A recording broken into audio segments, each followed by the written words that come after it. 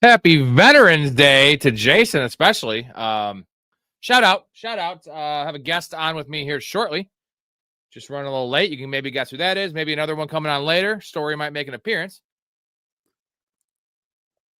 But welcome. Waiver night. Big night. Waiver night. Some news just dropped about J.K. Dobbins. Get to that in a second. I had a comment from CK, trade offer I'm going to get to. Offered CMC for my Judkins and CD. I'm not doing that one, bro. CD Lamb is not that far off from CMC, and you're giving away Judkins. So 10 team, I get it. You're tempted to get CMC. I wouldn't do it. That's just me. What are you guys thinking about that? He only has AJ Brown, Brian Thomas, CD, and Debo. Yeah, don't do that. Don't do that. Shout out Jason. What's going on, Jason? CK, Mark, Blake, the media manager here. Appreciate you. July says, where do y'all rank Javonte and James Cook? I just traded Javonte away for Cook. I'm a little worried about I want James Cook over Javonte. I mean, I love me some Javonte Williams, but he is not James Cook. Let's kind of slow our roll on that one. I mean, you got a lot on it. That's a good deal for you. I would not do that if I had James Cook. So yeah, got a good deal there for sure. Shout out to Jason's father, 31 years in the Coast Guard. That's pretty badass. Keeping us safe, man. For all those terrorists. Let's see. What do we got here? So, J.K. Dobbins. Here you go. Michael got offered T. Higgins. I give up Olave. That's a tricky one, man. That's a tricky one. What's the scoring, Michael? Let me know the scoring because Olave is much more valuable in PPR than he would be in half. I'd say full PPR, I want Olave. In half or standard, I want T. Higgins. Give me the touchdowns there. Yeah, so we got two streams going right now. It's the same stream, but just two different formats. So you can get in both. The chat, I got to figure out a way to get the chat uniform where everyone can see the chat. But for now, this is what we got to deal with, and can't change it. We'll workshop it later. That's why I started a little late. Michael, do you think Murray is coming back this year? No, I don't think so. He's not going to be playing. He'll be healthy. He's not going to be playing. James Cook will be just fine. So yeah, Kyler Murray. Do I have a little Kyler Murray clip I can play? Maybe. Kind of slow. The two streams might be too much for the computer to handle. Where's the Kyler Murray clip? I have one. I know I have one. Kyler, you still injured? Ooh, yeah, real injured, coach. Kid, I make millions! You're sitting in your mom's basement eating Doritos and Mountain Dew. You playing Call of Duty again? Just 5 more minutes, coach! I'm cutting off your screen time. No!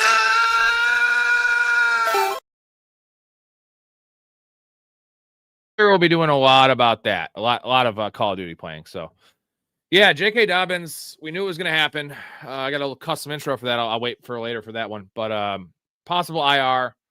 They're 8-2, so I don't know why they wouldn't put him on IR or at least wouldn't sit him down for 2 or 3 weeks. So what's important about this is RJ Harvey, right? And we're all expecting RJ Harvey to do what TreVeyon Henderson just did as a starter. But I'm a little concerned. I was looking at the snap counts when the news dropped, and it was essentially him and Tyler Bidet, whatever you want to call him, we're playing the same amount of snaps, like 23%. So, yes, I'd rather have RJ Harvey 100%, but I think Tyler Bidet is a sneaky pickup in PPR. I expect Dobbins' workload to go to RJ Harvey, and now you have RJ Harvey's workload that when Dobbins was healthy and Bidet's workload both going to Bidet. So my math says 60-40. 60-40 on that, and that's that's not ideal. That is not ideal for RJ Harvey owners. So I guess we'll see what they want to do about this, but I like the opportunity for RJ Harvey, but it's not, I don't know. I just don't think it's going to be what everyone thinks it's going to be. It's not going to be 80% at all. And maybe they bring a bigger back in there too. So it's a mess. Due to my league, wanted Harvey and Quentin Johnson for Pittman, 12-man. I wouldn't do that. Michael Pittman is kind of been overtaken there as a number 1 by Alec Pierce, and you have Tyler Warren, and it's a Jonathan Taylor show. So I'm not giving up, especially now with Dobbins being hurt and limping. Even when he comes back, he might be not 100%. So, and Quentin Johnston's fine. He's a wide receiver 3. I want Pittman over Quentin Johnston, but I don't necessarily want to give up RJ Harvey. And if it was a 10-man league, maybe, but this is a 12-man, so not going to do that. I was in a 5-way tie for 5th. We're all 4 and 5. I was the only one to lose to go 4 and 6. It's not over. You just got to win out, man. You got to go 8 and 6, Jason. 8 and 6. 8 and 6 is what you need to do. What's going on, DB?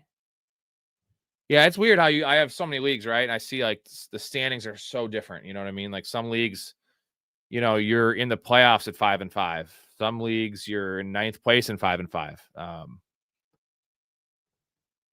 The thing is, 8 and 6, you're probably going to need some points. You're going to need the tiebreaker in points. But all you can do is win out, man. I've seen crazier things happen. So 8% chance of making it. Hey, that's much better than Dumb and Dumber and the 1 in a million. He's saying you got a chance. So you never know. I wouldn't give up. Like if you lose next week, give up. I still like to set my lineups in my home leagues just because that's the gentleman thing to do. Yuka Howdy traded Javonte Williams for Kyron Williams and Rashid Shaheed. What do you think? I'd rather have Kyron than Javonte. It's close. But you're getting a free Rashid Shaheed. That trade. I think it's a pretty fair trade. Do I flex Kenneth Walker, Tez Johnson, or QJ this week? Probably Tez Johnson, man. I like the matchup in Buffalo. They've been giving up just yards to everyone, and Tez Johnson's killing it. He's killing it. I am telling you there's a chance, Jason, for sure. Carlos, what's going on, man? Warren's on bye. What tenant should I pick up? Schultz, Ertz, Likely, or Njoku? Not Ertz, not Likely. It's Schultz. Pretty easy there. I'd say if it was, I think in any format, it's Schultz, just because I'm surprised, man. He's actually playing well. Like the numbers are the numbers, but he's actually looking pretty good out there. So Blake says 1% chance. So that's still above the Dumb and Dumber ratio of you're telling me there's a chance, which is also in Dumb and Dumber, so it's pretty dumb. But 1 out of 100, I mean, hey, that's you have a chance. You do actually have a chance. DB start 1, Rice versus Denver, Dowdle versus Atlanta, or Chase Brown versus Pitts. What's the scoring? DB? In full PPR, I think I'm just going to go over Rasheed Rice, but it's so hard to sit Rico Dowdle right now. Even his bad game where they lost the game and bad game script, he rocked, what did he have? 14 rushes. He had like 17 points. So that's his floor right now. So I think I'm going to go Rico Dowdle, man. CK, it doesn't really matter for me. What I prefer before I do anything is to have a person's number and send them a text and work it out before I send an offer out there in the stratosphere. Because once the offer's out there, they can accept it. And I'd rather send it in text and then feel it out before I actually make a formal offer. That's the best way to do it. But depending on your situation, if you have the number 1 waiver claim, if they have the number 1 waiver claim, changes things a little bit. It's fine to start Tez Johnson and Ibuka. I think so, man. Like they're the whole offense right now, them and Kate Otten, and you got no Bucky Irving. So I don't think he's coming back this week, and I don't think like there's probably better options you can get, Carlos, on the wire, man. Trevor Lawrence sucks. I mean, he sucks. What is he going to support? Who's he going to support?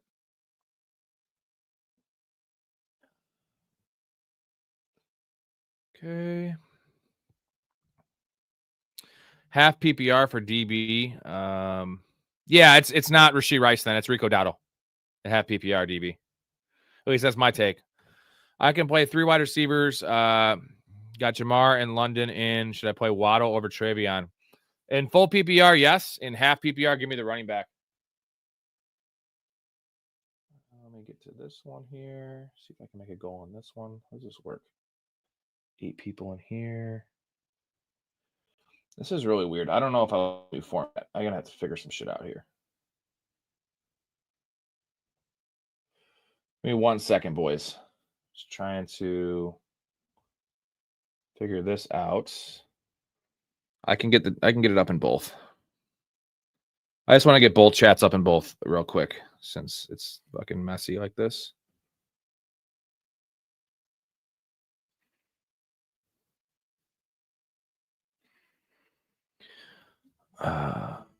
I wouldn't buy low on Bucky Irving. Hell no, man. Hell no. We don't know when he's coming back. So, like, I am not doing anything like that. What do you guys think? You buying low on Bucky Irving? Like, it depends how low you're talking about too. So, let's see.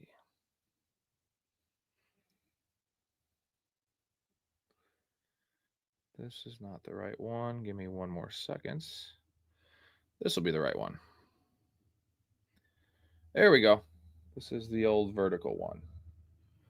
All right. All right. I think we're finally caught up here. Here we go. We're caught up. Okay. Bro, your show is terrible and you have some of the worst ball knowledge I've ever. Okay. Thanks, man. Appreciate you. Had Dowdle in there at first, but I have decided Rice for now. In half PPR, man, I want to go running back. If it was full PPR, give me Rashee Rice. I know there's no Patrick Surtain, but like I'm going with the hottest running back in football right now. I'd say top 20 mark. Like I was saying earlier, man, I'm still a little concerned about like how much workload is he actually going to get. I don't really know. I don't know. And it's going to be at least 60%. Is it going to be 80%? I really doubt it. Really doubt it. 2 wide receivers, 2 running backs, 1 flex, full PPR. Dubs, J-Mo, Myers, Franklin, CMC, White, Tracy, Monty, Vidal, Dobbins, Aaron Jones. That's a lot. That's a lot of players there, Rav. I'm starting. Well, Dubs might miss the game, so I'm starting J-Mo. I'm starting Franklin. I'm starting CMC and White and Vidal. There it is. That's what I'm starting. Because I have 2 streams going, I'm gonna have to probably fix this just because it is so tough to navigate right now. So, what am I gonna? Yeah, it's tough to navigate, but I can see them all. Here we go. Go Birds! Happy Victory Tuesday. This is from J Bob. It was hey, you guys won the game. That's what the Eagles are known for, right? You guys just win football games, and I don't care what it looks like. I'm a Bears fan, so I recall all of those Lovie Smith years where it was ugly, and this isn't as ugly as that, but it was ugly, and a win's a win, right? And the Bills just lost to the Dolphins, so give me that. Give me that all day.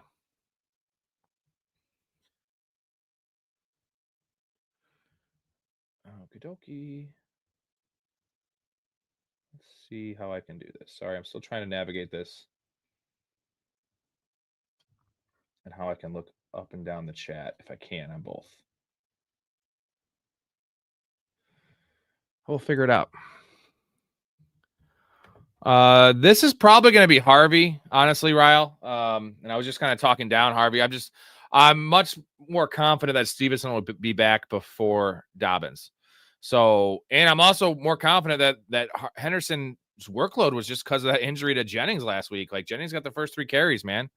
It was wild. James Bond, chances Gatson plays this week or just plays it safe. I don't think he's playing this week, 007. I'll tell you why. They have a week 12 bye. So why would they play him a week before their bye? They've won 3 in a row. They're sitting pretty for the playoffs. Give the kid a week off and then come back week 13. So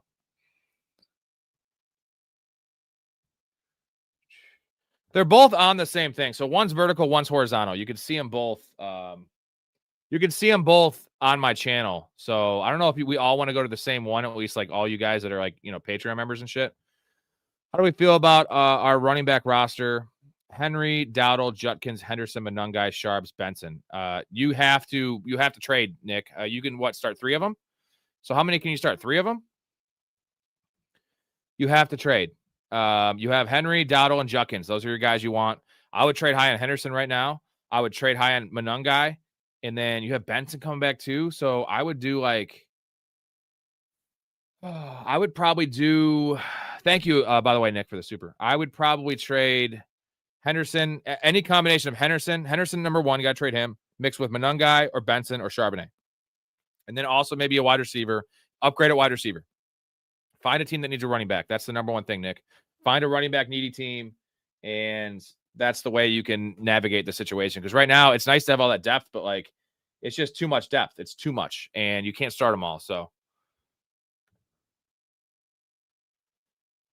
ooh, Okay, you got that's a play to win move. If you're going to throw Kamara and Wandale for Bucky, I could see doing that one. I could see doing that. It's a gamble, but like, what are you really giving up? Wando Robinson, barely startable. Kamara, back end RB2 to get a guy that could win the league. No, Monungai, Mark Monungai is like I won't say he's an RB2, but he's a playable. He's like a worse version of David Montgomery right now, is how I'll put it. And you saw what happened when he was a starter, 28 touches, dude. So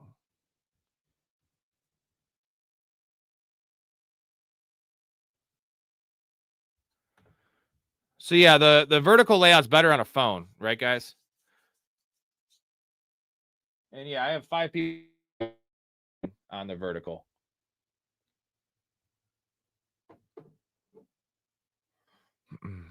Forgot Mark's question. Oh, you forgot Mark's. You had Woody Marks too? Bro, you got it, Nick. If you're not in the Discord, you got to get in the Discord so we can look at the rosters, because there's going to be 2 or 3 teams that make a lot of sense for you to trade with, and you can almost make 2 deals, right? And you can actually make a 3-way deal, whatever you got to do to like get rid of 2 or 3 of these running backs and get yourself a maybe not a stud wide receiver. You can get yourself a top 30, top 25 receiver. Maybe even if you throw in one of your receivers with those running backs, get yourself a buy low like Nico Collins. It's all about who you're trading with, though. For PPR, non-PPR, Schultz, Fannin, or Otten. I think I'm gonna have Otten rank the highest just because I want a player tied to Baker Mayfield. And Schultz is fine. Schultz is killing it, but like Schultz and Otten are like the same, right? Otten plays a little more snaps. He's got more touchdown upside, and he's tied to Baker Mayfield. Scott said, I was thinking about picking up Burrow on waivers tonight so I can stash him on IR. I don't have any other injuries right now, so it's worth it. Yeah, I would say so, man. I don't know if you want to use a waiver. What is your waiver priority, Scott? Because, someone might grab him. I don't know who's your starting quarterback, right? If you have if you have like Josh Allen, there's no point. But if you're looking at like Trevor Lawrence or Caleb Williams or something, then yeah, I could see doing that. Look who it is. It's the Big Ray. What's up, Meats? Sorry for being late.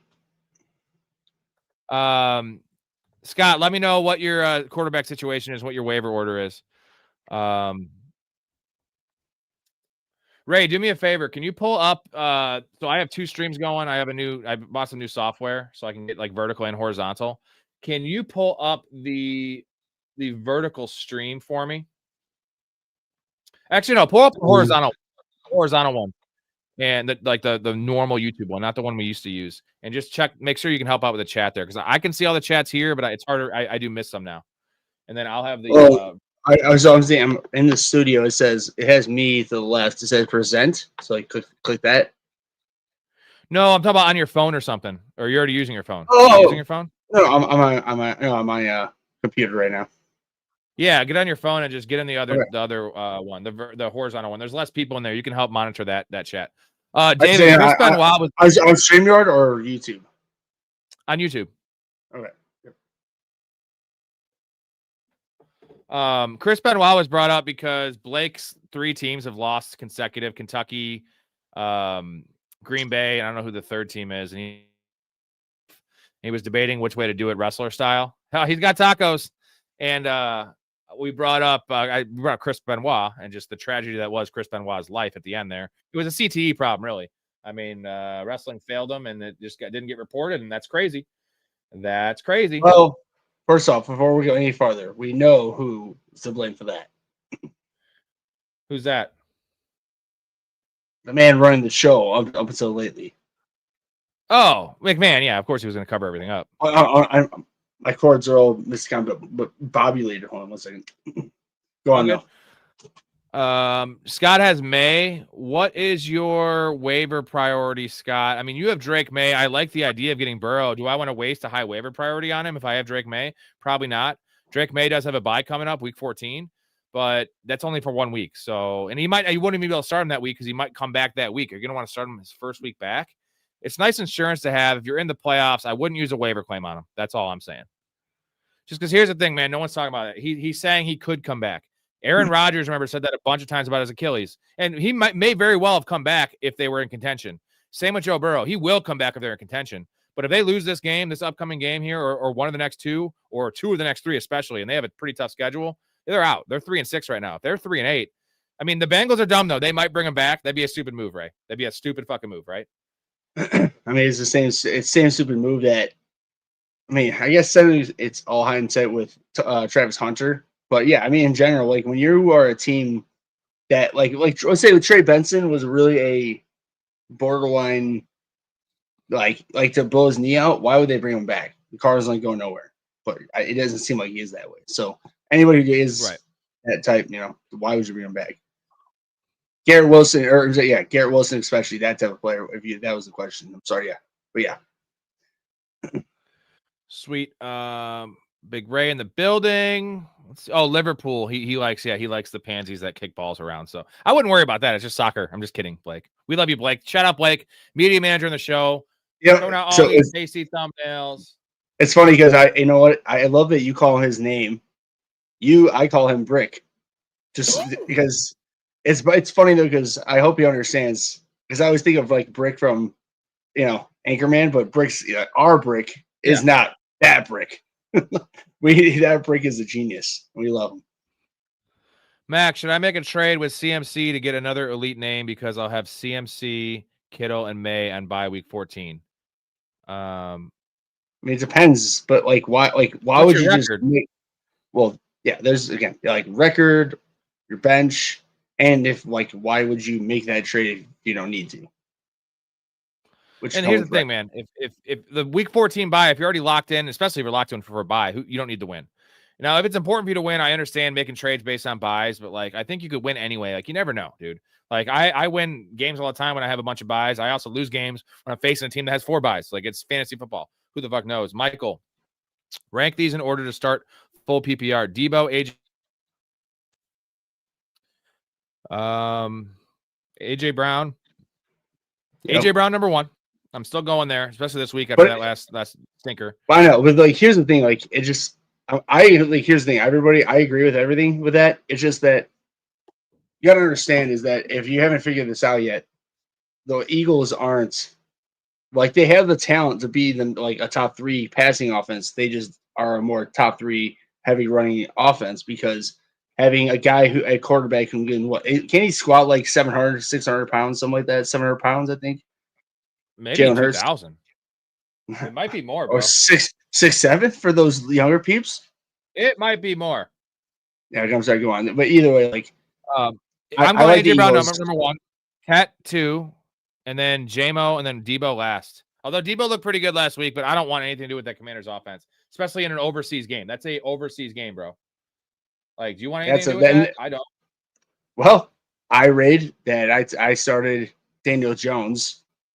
But if you didn't start, I can't imagine anybody to start JT. But yeah, in normal, those overseas games are trash for fantasy, especially. Not a fan of that. And AJ Brown, it's rough. It's rough, but it will get better. It will get better, man. Let's see what's going on, Clyde. Yeah, the horizontal is definitely better for the computer. It's inverse of the standings, and I'm in second place. Oh, then put a claim in. Then that's not even waiver. Like, that doesn't matter if you place a claim or not. Of course. I hate inverse of standings, Ray. What are your feelings on that? I really hate it. Like, I hate it. I guess it makes I guess I'll be honest. I know what it is. I've never had. I mean, again, I'm only in 4 leagues, and I was always in 3 leagues up until your league 2 years ago. So now I'll be broadening my horizon now with our amazing group of Discord here and everybody, which I'm more than happy to do. But nonetheless, my point is that I never had that opportunity, but now, because I have more teams and just more broad horizon. I love it. You're gonna play 10 leagues next year, aren't you, Ray? Get in the fan trap, dude. The fan trap's public. Whatever the people want. Damn straight. I'm saying just do some like public leagues too. Like we don't know anyone in them. Just they're easy, bro. Like you got to pay a little bit of juice, but you won't do that. Oh, I'd rather just do X amount of number of random leagues with just people, everybody that in here. Yeah, but Yeah. you also want to, you got the more you play, the more you know, Ray. That's straight facts. Oh, is it? How about you just go and just tell my, for you and me at least. I understand your overall, but you guys think Joe There you go. Mixon? Michael says, you guys think Joe Mixon's going to be good for fantasy next season? No. I mean, I don't know. Where's he playing? Is he playing? How much is he playing? No. Like, he's not going to be the lead back wherever he goes. I will only say this. It literally only depends where he goes. And on top of that, let's just say you get him, what do you got him this year? 10th round, 12th round?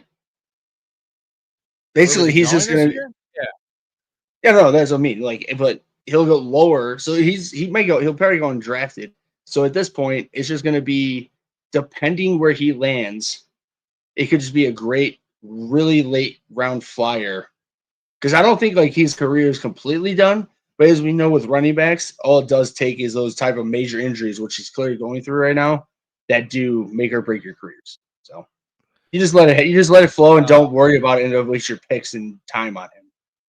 Is what I'm getting at. Alfred, always appreciate your streams, gentlemen. Do you think Ayuk is going to play this year? Don't need his production, but would be good for a bye week coverage stashed. Well, the problem is when bye weeks are over, he'll be back. He's not coming back when bye weeks are going to be happening. The last bye is week 14. That's 3 weeks away. So at very best, he comes back week 14 in my mind. And I think you could do much better than playing Brandon Ayuk his first game back after missing the entire year with an ACL in a crowded room. Right. Like, so if you want to keep him for the fantasy playoffs, that's the only upside. If someone were to get hurt, Jennings got hurt again, Pearsall doesn't come back, CMC goes down. But like I don't like Brandon Ayuk. I don't think he's very good. They're a run first team anyway. It's just I see nothing. I think it's the highest I could ever rank him, even if he has a good games, is like wide receiver 40 for a week. So like, what are we talking about here? Give me Parker Washington, baby. Yeah, there we go. That's a great name. Abyss, should I be nervous about Bucky Irving not having a certain week of coming back? And should I worry about Junkins? Not worried about Junkins at all. He'll be fine. He is what he is. He's a game scripted out of certain situations running back, and he's on the Browns. Derrick Henry's similar to that too. They're also going to get games where he has 26 carries for $140 and 2 tutters. Now, Bucky Irving, Ray, what is your worry? What is your worry there about Bucky Irving? I guess honestly, I don't really know at this point. I would say that I would say I am a bit worried because it's like he was, he's injured. He had his time, to be going, get his injury health up, and then the bye week, and he's not coming back. And let's welcome Mr. Story. What's up, Mike? Gentlemen. What up, Michael? How was that game, man? It was like a funeral, right? Terrible. It was cold and it was boring. Yeah, you did not get your money worth, man. That was a rough one. But I am 3-0 for Packers losses when I go to Lambeau Field. So whoa. If we just I all also want to please fund you. I know Blake's not in for this, but what's up? Yeah, we'll be Blake, but fuck the if Pack. If we buy you season tickets, then we would win the division every year outside the Lions. Yeah, I would think so. And maybe I'll start going to Ford What were you going to ask? Oh, I was saying to the stream, please ignore everything behind me. We're currently purging a bunch of stuff from the house, and my wife would be super embarrassed if she saw the background on camera. So nobody tell her that all this that I'm on camera. Sorry, literally all it looks is just that you just have a wall behind you with like a couch and or maybe boxes, but okay, it doesn't look any. If your wife saw it, she would be embarrassed because that's your wife. Yeah, most wives, and I'm saying, but not even just yours, most wives, but. Yeah, that looks like a couch, just like with pillows on it. So, all right, how's the waiver show going? Pretty good. I started by myself for a little bit, and then Ray jumped in. Now you jumped in. We'll talk about some of that in a bit. Parker Washington, the 1 or 2 in Jacksonville with BTJ out and Myers active. What about with Brian Thomas active? So I guess the question is, would you rather have Jacoby Myers or Parker Washington rest of the season? Story, I'm tossing this to you. Yeah, Parker Washington. He is a necessary part of that offense there. I did see that Brenton Strange has been activated to the 21-day open up. Yeah, open up. He doesn't really move the needle for me whatsoever. Jacoby Myers will get more integrated, but I think that Washington's developed a nice rapport there with Trevor Lawrence, so he should remain the one. You saw that Travis Hunter went to season-ending IR, right? Right. Yeah. Yeah, he gone. That's the end two-way career. It was over before it began. He won't play two ways in the NFL anymore. Correct. No, 100%. So real quick, would you say that with that injury with Hunter, and then with how terrible that tight end position is this year with fantasy, would you say like with that opening up with Strange coming back, to the active team, with that addition with Jacoby Myers, would he still? I mean, let's just say you have a shitty like fringe, 13, 14, 12 ranked tight end. Right. Would it be worth to like put out a waiver wire for the guy, or at this point with Jacoby Myers coming back, even when he comes back healthy, with how bad the Jaguars are, and we know how bad Trevor Lawrence is? I'm assuming it's probably just wouldn't be as. Don't put money into it, or any stock into it if he's a free agent for a random waiver, maybe. But I'm saying that's why I'm asking you. Like, would you put anything else into that? I wouldn't spend any FAAB money, and I wouldn't use a waiver priority. I can almost guarantee in most leagues he's gonna pass through unclaimed. If you have a roster spot, you could scoop him now. Otherwise, I probably wouldn't touch him until we know that he's coming back. Remember, when somebody's designated from IR, that's when they open up the 21-day window for them to begin practicing. And so let's just wait and see. All right. Need a running back. Tyler Warren for Rashad White. That's tough with the Bucky thing. Story, give us your Bucky take, because we all know what you think. He's not coming back this year, right? He's not coming back this year, like at all. Like, really? are you talking about the year total or just the fantasy year? No, the fantasy year. Like, okay. I was gonna say the entire year. I was saying really the entire year. He'll probably be back for the playoff, for the Tampa Bay Bucks playoffs, but I wouldn't count on him in fantasy. I wouldn't drop him in the off chance that he does come back, but I mean, like, there's been nothing. I've been scouring Twitter because I got a guy in my league who like loves poking my bear, and he's like talking about how he's gonna have Bucky for the playoff run. I'm like, dude, even the beat writers aren't talking about him down here. They're not seeing anything down here. I don't know. I was say plus. Let's say if you heard when I was talking about when you hopped in, like I have Bucky and I really want him to start, but again, to your point, they said that he would. They said, oh, he'll be healthy after the bye. And then 2 non-practices, and he was out. And again, to your point, I'm sure you've done just as much, if not more, research than me to the Twitterverse, and there still isn't anything. So you're right. I mean, if he comes back, it's going to be, and he'll still roll him in. They still have that. If he comes in, Bucky's,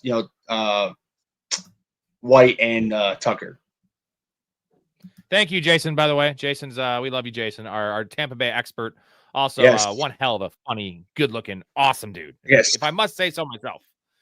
Let's see. So what about the answer here? Do we want do we want Tyler Warren for Rashad? If you need a running back, is that a pretty fair trade? Because I'm telling you, Sean Tucker is not going away. They have made a move to make it 50-50. Yeah, and Rashad White has had 2 underwhelming performances recently. Sean Tucker keeps eating into that. I wouldn't make that trade. I mean, you're talking like a top 5 tight end, which it's tough to come by. The consistency, the production there. There's got to be somebody else that you can get for Tyler Warren. Like, just go back and look. Someone better. Yeah, and especially real quick, I'm going to piggyback on him that with the fact that if the Steelers don't turn it around, like. Which I at this point, I think they're going to go all in at this point. Like, they know, like, this is it. So they have to go as far in as they can to figure out this team. And at the same point, Sean, they have all that. They don't have that much backup in Pittsburgh. They have a lot more backup with Sean Tucker, who has shown production in the past. Javonte Williams had a down week last week. Does ETN do it for you? I wouldn't want ETN, but Javonte Williams had a down week last week. That's somebody you might go after. All day I would do that. For White, my God. Yeah. Oh, wait, for White? Yeah. Or for even Warren, either one of them. Yeah. All day I would do the trade all day. Real quick in the chat, let me know, is it lagging at all, guys? Because it looks weird on mine, but on the actual live it looks fine. Just let me know in the chat. David says, do you have your week 11 defensive starts? If so, would you start Packers, Falcons, or Chargers? So Packers have, who do the Packers have? Packers have Packers. They're at Giants. Give me the Packers. It's the Packers. Like, that's it. I don't got to look anymore. I will say a sneaky play might be Monday Night Football, Cowboys at Raiders. Their defense is going to be better. Raiders are just a mess. So I think that's a sneaky start, but Packers are a must start, right? After that game. I mean, they shut down the Eagles. Yeah. Packers and Falcons are pretty close for me, but I would definitely go Packers. Agreed. Like there's a big tier jump. Like Packers and Falcons are really close ranking wise, but there's a big tier jump between the Packers and the Falcons. Ray, what's your take on Tyrone Tracy? Just because Devin Singletary it's a 50-50 split right now. And Devin Singletary looks fucking good. And Tracy looks like dog shit. Now you have no Daboll there. You might not have Jackson Dart this week, but in general, rest of the season, I mean, we want Tracy over Singletary, I think, Devin Singletary. But it's not looking great. Is he top 24 in PPR? So Tracy, I mean, dude, like I don't know, like it's one of those things to now that the head coach has been fired, it's literally just we might as well be just playing, dice on the corner, like in, Dave Chappelle's show. Like it's a random toss up, but at the same time, they're going to be down. The new guy who's going to come in, he's the OC, right? Like he's now head coach. I think they're going to go Tracy, at least because he is the more talented, but it wouldn't shock me if it goes the complete other way because Tracy has dumped many times. So I think it's a hard toss up. What do you think? Sorry. The pendulum. Sorry, hold on 1 second. Sorry, I gotta ask one more question to Ray here. Devin Singletary, would he be worth a pickup as like a handcuff for you? You know what I mean? Like handcuff or no? Yeah, I mean, like again.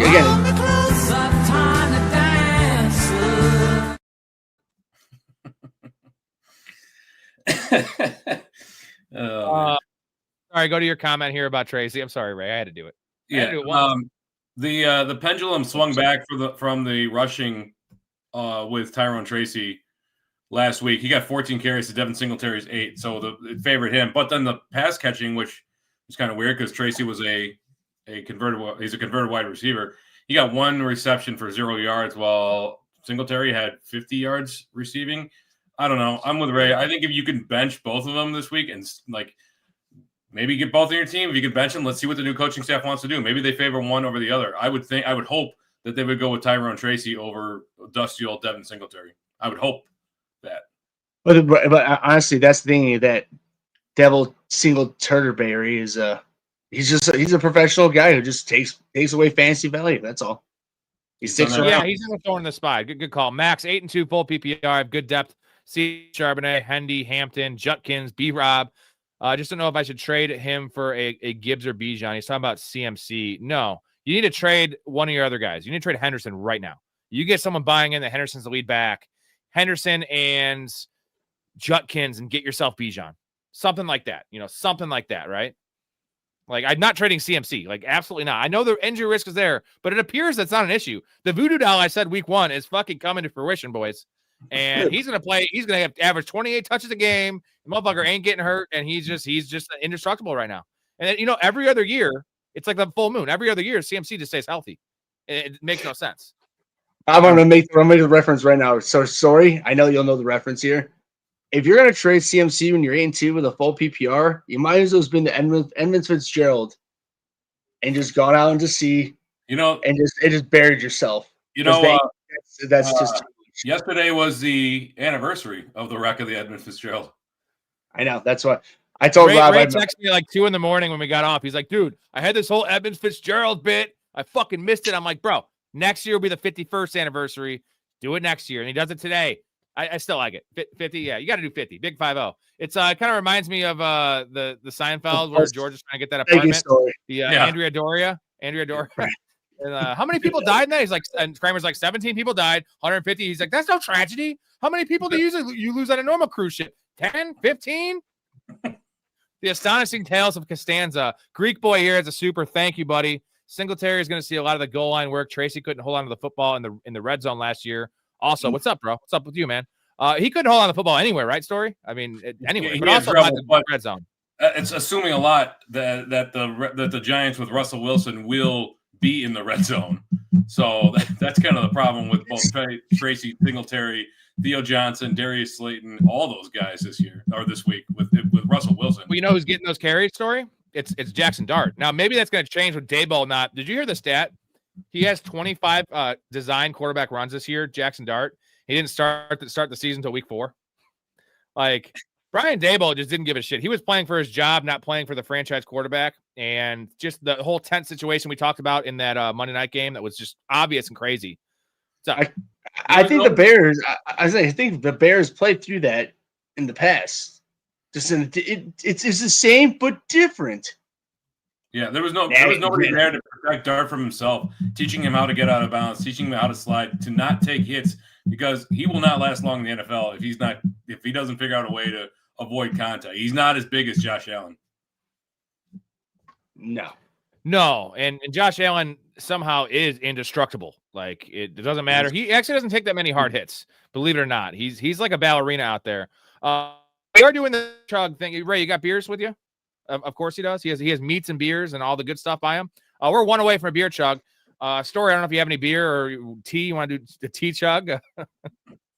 Hey, Story. So real quick, you've seen in the chat, in the Discord, when in doubt, pinky out. So that's all. If you got tea, just a little when in doubt, pinky out. That's all. Okay. All right, a few things to get through here. We'll get to all your questions here again shortly. Shout out to the Patreon members. It's growing. If you want to get in there, we actually just started our website here. Shout out Mike Hastings, who was on the show last night. Works for USA Today. The guy's awesome. On the show. Also made the website for me. That's got links to everything in there.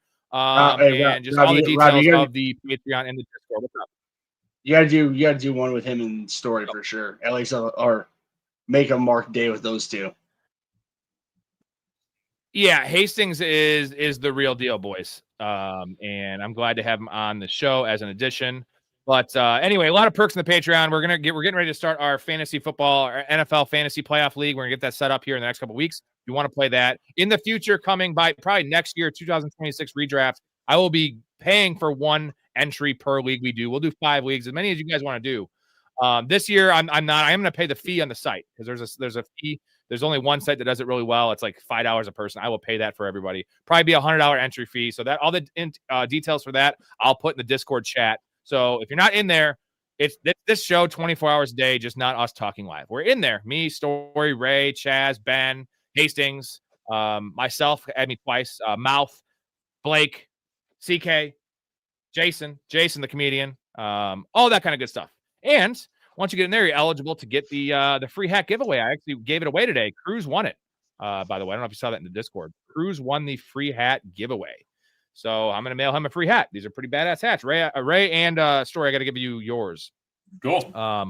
One more thing. I just got to shout out the sponsor of today's show. This is Trade Fan.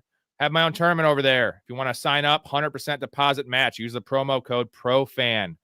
The tournament I have over there, Professional Fanatics Podcast Tournament, this is the NFL Jackpot. Pick 3, the 3 highest touchdown, the longest touchdown scorers get your points. So whatever you pick, the longest touchdown scorer you get your points. And there's no salary caps, no draft. You just pick from the entire NFL player pool on NFL Sunday. Check that shit out. Link is in the description. Also go over to the website, our website. Their website's tradefan.com. Our website's professionalfanatics.com.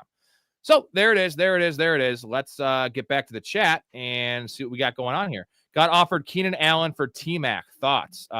T-Mac all day over Keenan Allen, right, boys? Yeah, 100%. All day. Yeah, that's somebody trying to take advantage of you. Correct. Yeah, you got Bill. You're almost getting Bill Cosby there, bro. And actually, speaking of that real quick, I'm going to play the intro because I made a pretty good intro. It's dark. You know, I have some good ones. Here you go. You're going to like this. It's about J.K. Dobbins' injury, and it was like, duh.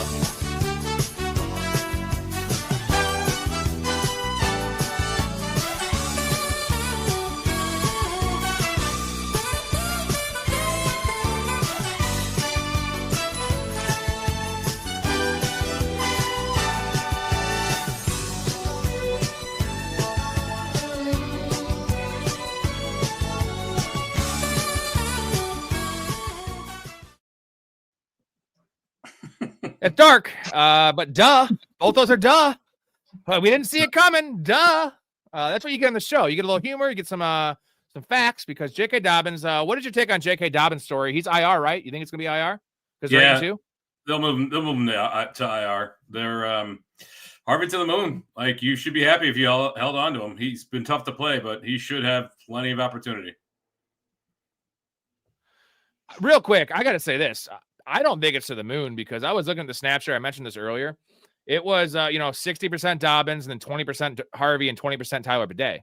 So wouldn't it just wouldn't you just expect it to be 60, 40% Bidet? Is Bidet not a deep sleeper, but literally a guy to keep an eye on PPR to pick up because no, the guy they're you the same want, size. Harvey's not much bigger.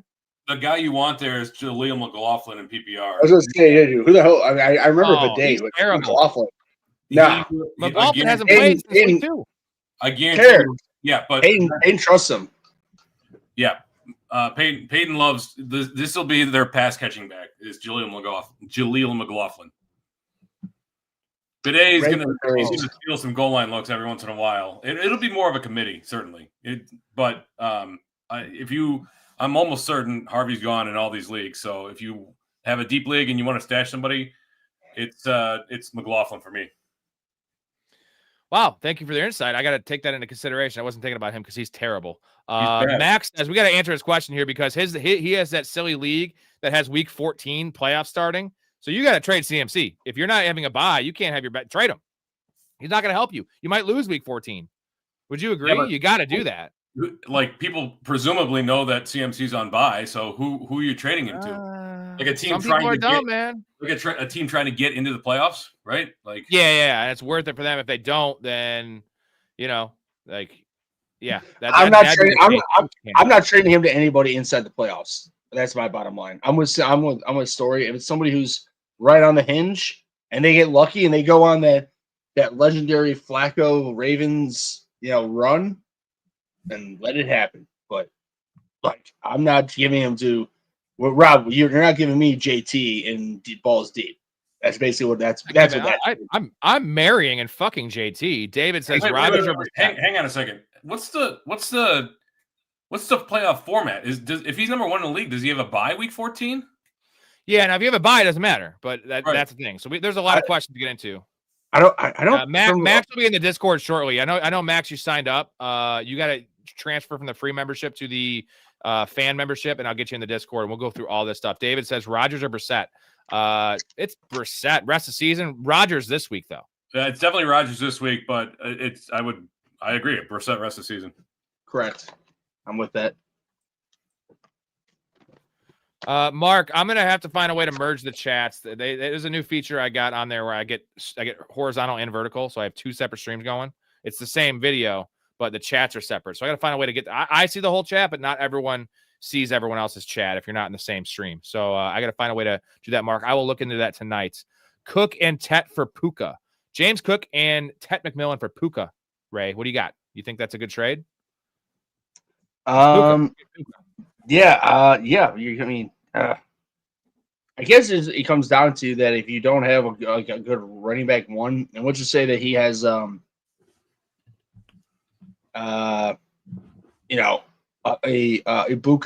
and Devontae Adams, which you would. I'm saying a Devontae Adams level. I know you want to trade Devontae Adams, Ibuka, but if it's PPR, you got to do it, right? Story for right, yeah, both PPRs. I'm doing it regardless. Matthew Stafford's playing some of the best ball of his career. Devontae Adams pulled up lame because of a back injury at one point earlier last week. Give me Puka, man. I think he's got tons of opportunity. And Tet's just been underwhelming. Like, that offense is not very good.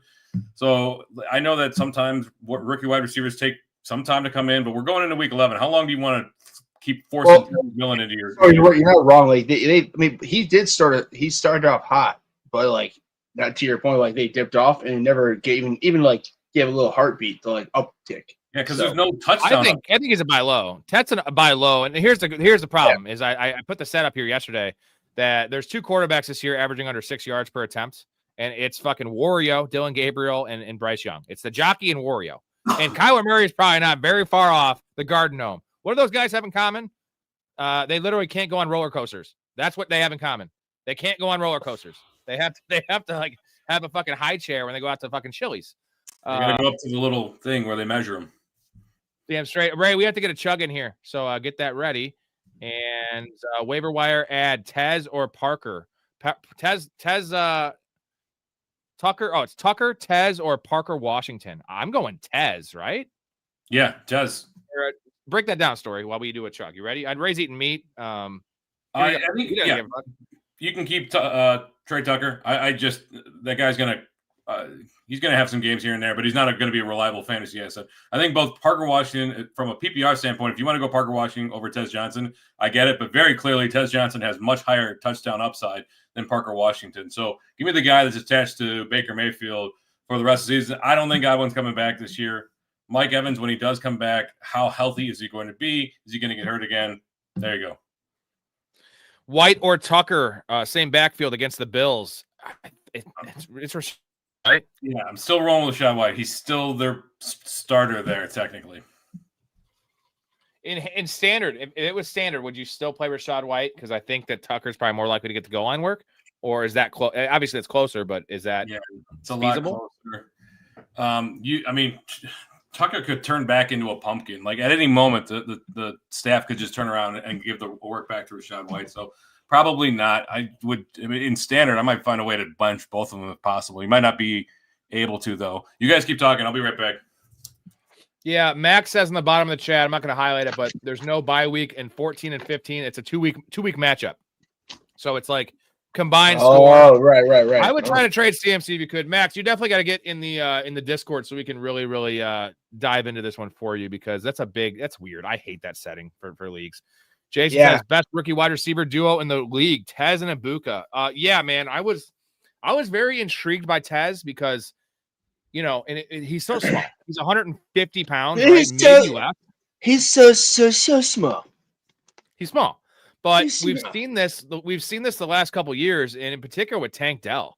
Everyone thought Tank Dell isn't even that fast, like for his size, but Tank Dell balled out, right? Not anymore. And he's donezo. We've seen these guys that, maybe they don't last very long, but the NFL is different now. 20 years ago, these guys can't play in the NFL. 30 years ago, of course not. Now, you're not getting hit over the middle. It's a penalty. So like they're just playing, it's a fucking finesse league right now. So Tez is fine. Give me Luther Burden and Colson Loveland. Hey, Luther Burden metrics are amazing. I will say that Ibuka's been a little disappointing this year. He's only on pace for the 8th most wide receivers by rookie of all time.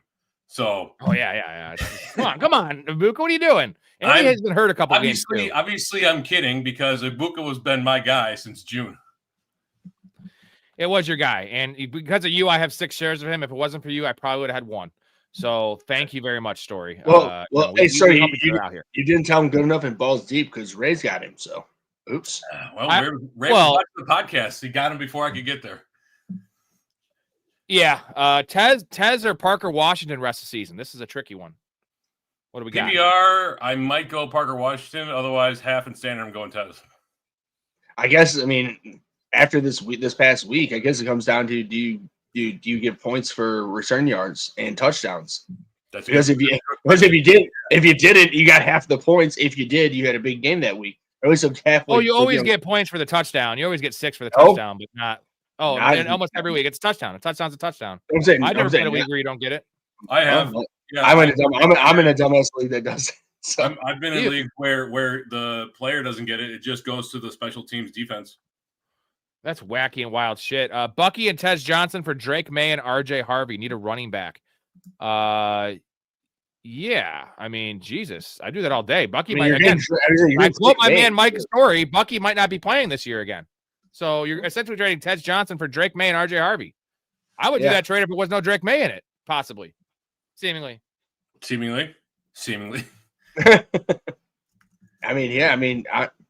you're getting Drake May back. Are we sold on Cam Little? Are we sold on Cam Little again? Because he seems to get he got his confidence back. Maybe it was a 68-yarder or whatever.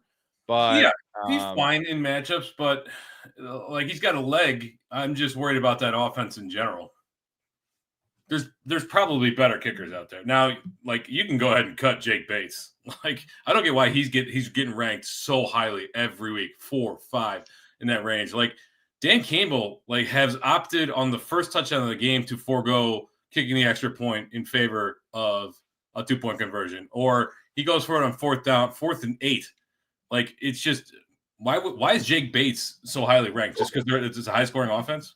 It's dumb. Yeah, I hate it. And it's also just hell to watch because you're just watching it and you're like, It's 4th and 7. Kick it. It makes sense for the score. Nope, I'm going to go for it. And the thing is, usually they make it anyway, and it's just like, that was a good call, even though it wasn't a good call. What do you got, Ray? I mean, it's just funny that so what are both of your takes on, just like you guys can give Ray the quickest take on like Campbell taking over offensive play calling? Just as an overall scheme of themselves as a team outlook. Like before the season, people were like, "Oh, they're still Super Bowl contenders." I still think they are to a point, but this is a big, in my eyes, this is a pretty big shakeup. Like that he's taking over play calling for offense. So that's why I'm asking. You can't judge it. You can't really judge it from last week because they played the Commanders. I could have coordinated that game. Correct. What do you got, Story? I mean, the new OC has been really predictable this year in some of the play calls, and they kind of overused Jahmyr Gibbs, in my estimation, to some extent. You saw that swing back heavily to David Montgomery on rushing plays this week. The other thing is it affected Jameson Williams a lot, and he was a much more important aspect of the passing game. So, if Dan Campbell's going to start calling plays, like you can go ahead and fire John Morton because what do you need him for? Campbell's a smart enough offensive mind. Like I don't know if this is a permanent thing. If he's just he said they're just trying to shake some things up. So it's yet to be seen. But the offense looked really, really good this week. Even adjusting for the Commanders being really bad and the injuries there.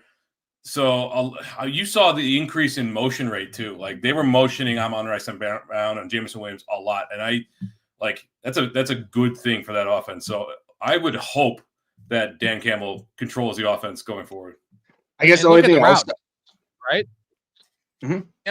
Was only in versus man coverage. You have to hot route him every time and run a crosser because you just cannot guard that man. And he also draws 2 defenders. They were just running him on goes against man, which is also a decent play. But you saw 3 or 4 times that he is just unguardable, even by the fastest corner. And it just not only is a completion, it can go to the house at any moment. So like that's what they weren't doing with Morton, and they were doing at the end of the season with Ben Johnson. So that's a really nice changeup. That's going to help everyone out. That's going to help Laporte out. That's going to help Gibbs out. That's definitely going to be big for Jared Goff, right? Yeah. I mean, it's still a collaboration, right? Like Dan Campbell's not the kind of guy who's like, this is it. This is how it's going to be from now on. When you think about the relationship between an offensive coordinator and the head coach, most of the time head coaches are just giving directions, burn some clock here. We want to keep it on the ground here, et cetera, et cetera. They don't really call the plays, but I don't know. I think Dan Campbell's a lot smarter than his persona kind of lends itself to. Right? He seems like a meathead, but he's a really smart dude. Speaking of meat, what do you got, Ray? No, that was just a chip I was eating. No, I guess the only thing I was just saying, what I really wanted to say was that, sorry, I don't disagree with what you're saying because like obviously Dan Campbell is a very smart head coach. From now, I mean, again, with both of his coordinators ditching him and him still being one of the top NFL teams in the NFL right now, it's just one thing that just worries me is that I guess like he was a defensive, he was a linebacker, right? Like in the NFL, so him now, we'll just assume it's a permanent thing. He's calling offense from now on. I just worry. I have never heard of a complete defensive player calling offense before. And I just worry that I mean, obviously it looked great this week. He was a tight end. He was a tight end. Oh, he was a tight end. Okay. I apologize. I thought he seems like a defensive-minded guy, but he's just not. Like he's no. I'm sorry.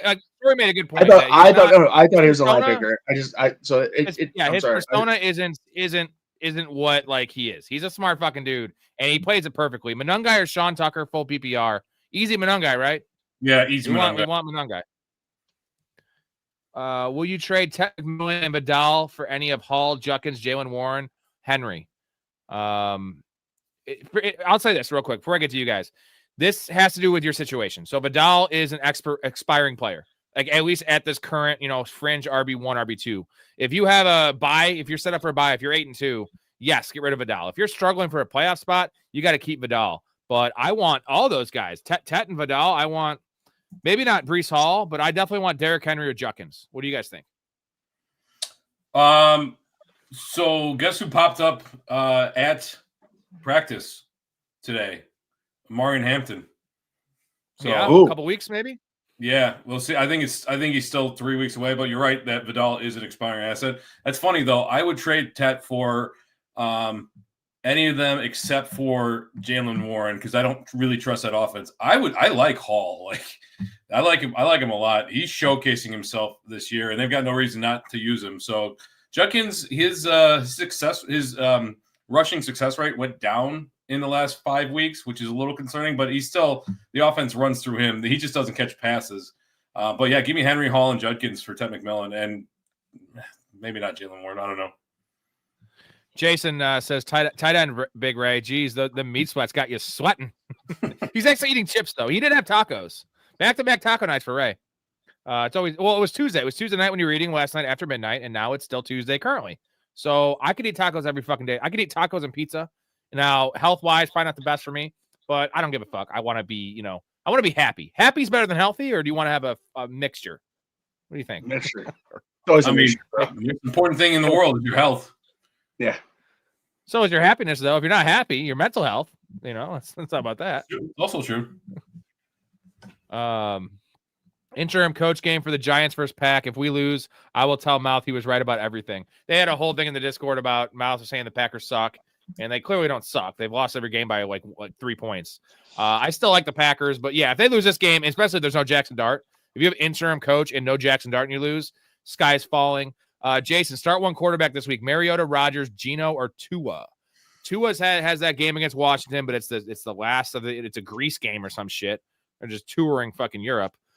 Geno off the board for me. So it's between Rodgers and Tua. Would you agree, or you gonna throw Mariota in there, Ray? Honestly, who are they playing this week? I can't remember who the hell the Jets are playing this week. Mariota plays in that game against Tua, right? And then the Rodgers has the Bengals. Young Padawan. If that's the case, God, Mariota honestly hasn't looked too bad, but is McLaren done? McLaurin's out this week. Yeah, he's out. Yeah, so he's out. Yeah. There's another guy that won't play again this season. Just FYI. Probably not. Why would Right. Yeah. Right. What a lost year for McLaurin, dude. Oh, this is worse than anything. Like, at least the ACL was an ACL, right? Like with Ayuk, like that was okay, whatever. But you guys got to remind me to not. I know it worked out for James Cook, but you got to remind me not to buy into these players that get hyped up that are holding out because of injury, especially the guys that rely on that quick twitch muscle set like Terry McLaurin, right? Like that's a big problem. Are we going Rodgers here though? Rodgers just against the Probably. I don't have anything to do with these Europe. I know that last week was fine with the Falcons and the Colts. I don't have anything to do with this Europe game. It's in Madrid. It's a new stadium. We don't know what the turf is like. Forget about it. Go Rodgers. Well, Gio sucks. We know Tua sucks, and Mariota also he sucks. So go with the upside. Which tight end's best this week? Theo Johnson, Strange, Cade Otton. Cade Otton. I'm not. Yeah, Theo. He plays, but it's like where he's in the concussion protocol. He's like 10% that he will play, and I'm not touching any giant with a 10-foot pole if it's Russell Wilson. So Cade Otton. I don't care that you're already starting White. He's not wrong, but Trone, I'm just going to touch on this one real quick. Trone, if you're 6-4, you don't even. I don't have to look at the rest of your roster. Jalen Warren and Debo for Rashee Rice and Tracy. Yeah, do that trade in a heartbeat. Debo is nothing, and he's fine, I guess. But like Jalen Warren, sorry, I'm sorry. Right, you're getting a wide receiver one. End of story. You're getting it, and you have other running backs. So that I'm skipping that one just because it's so easy. And do that right now, buddy. Go run to your computer. Go run to the library if you don't have a computer. Rob, I did what you were feeling. If you're him, you were doing this for your trade. You're 100%, bro. All over my face. What are the chances Freiermuth has another big game against the Bengals? Stick with Schultz. Yeah, you chase the snaps, and the snaps are not there for Freiermuth. Jonnu Smith is going to have a bigger game. DK will have a big game. It's also just Pat Freiermuth is like playing the third most snaps in that tight end room. In that tight end room, not just like in that division or something, like in that tight end room. Story, you agree? Yeah, 100%. Hold on, Ferguson. Ferguson's on waivers. Crappy schedule, half PPR. You want Ferguson or Schultz rest of the season? Ooh, that is a toughie. Not for me. It's Ferguson. It's Ferguson. Ferguson. Dallas is tight end, bro. Dallas is tight end. He's certainly not been recently as of late. Schultz sucks. Their defense sucks. Necessary to that offense. I think it's closer. I think I'm going Ferguson, but I definitely think it's closer than you're leading on, Rob. I agree, but I just go with that. Eberflus is the defensive coordinator for that team. They'll suck, and Ferguson will get some dump offs all the time. Full disclosure, I think it's because I want to convince myself of that because I traded Kamani Vidal for Ferguson because there's no flex in one of the stupid leagues we play in, and I have Derrick Henry and Jonathan Taylor, and I already have a bye pretty much locked up, and I just lost fucking Tucker Kraft. So like all those things, I was like, I don't need Vidal. No one wanted to take him off my hands. And Ferguson, there's a 12-team league, and that people are hoarding tight ends. So I'm like, I have Juwan. What do you got? Speaking of Tucker Kraft, you can go ahead and kick Luke Musgrave to the curb, yeah? Like, very clearly not a part of How many snaps did he play? Well, that you can't judge it on that game, man, can you? I mean, the fact that he got 3 targets, it's pretty concerning when they threw the ball 36 times. That's a bit of a headache. What if Romeo Doubs is out for this week? Because Musgrave played 77% of the snaps, dude. Yeah. Like, and 21% for Fitzpatrick. And if Doubs is out, like I'm playing Musgrave this week. If against the Giants, if that's the case. Now, rest of the season, maybe I'm a little more hesitant, but when everyone comes back. Maybe you hold him for a week. I don't know. I just can't imagine starting Luke Musgrave without seeing some kind of production. Let me ask you this. So we have Dalton Kincaid out, right? Let's just talk about this for 1 week. Let's say you have a bye, you have Tyler Warren on bye, and the options are Musgrave or Dawson Knox in a full PPR. Musgrave or Dawson? So is what's his name playing? Kincaid's out. Is he? He hasn't been ruled out, but you're saying that no, he is. He is. They said week to week. That's out. Okay. Well, I mean, he hasn't been ruled out technically, but week you know to week. What I mean? He's not. Yeah, no. Dawson Knox. Give me Dawson Knox. Really? Yeah. We forget how because I used a couple waiver claims on Musgrave. They weren't like number 1 priorities, but they were like 8th priority. But we forget how good Dawson Knox was before before Kincaid got there. Yeah, he's definitely not a PPR guy, but he's very likely to score a touchdown. Like he's in a 50% chance every game he plays as a starter. We saw it this year already. It was only 1 catch, but it was like the first touchdown he scored. It was 1 catch for 30 yards and a touchdown. That's what Dawson Knox does. And you have an angry Josh Allen, and apparently the Bills defense cannot stop a cold. It's fucking terrible. It's embarrassing. Jason Ortiz, what's going on, Jason? I'm in 3 leagues. My quarterbacks are Nix in 1, Dart in 1, and Jones, Dak in the other. Which league should I target Joe Burrow in? How much FAAB? Here's the thing. Let's just say this. Tread carefully. If the Bengals lose this week and definitely next week, he's not coming back, or they shouldn't bring him back. At least coaches do dumb things. That franchise do dumb things, but why would they bring him back?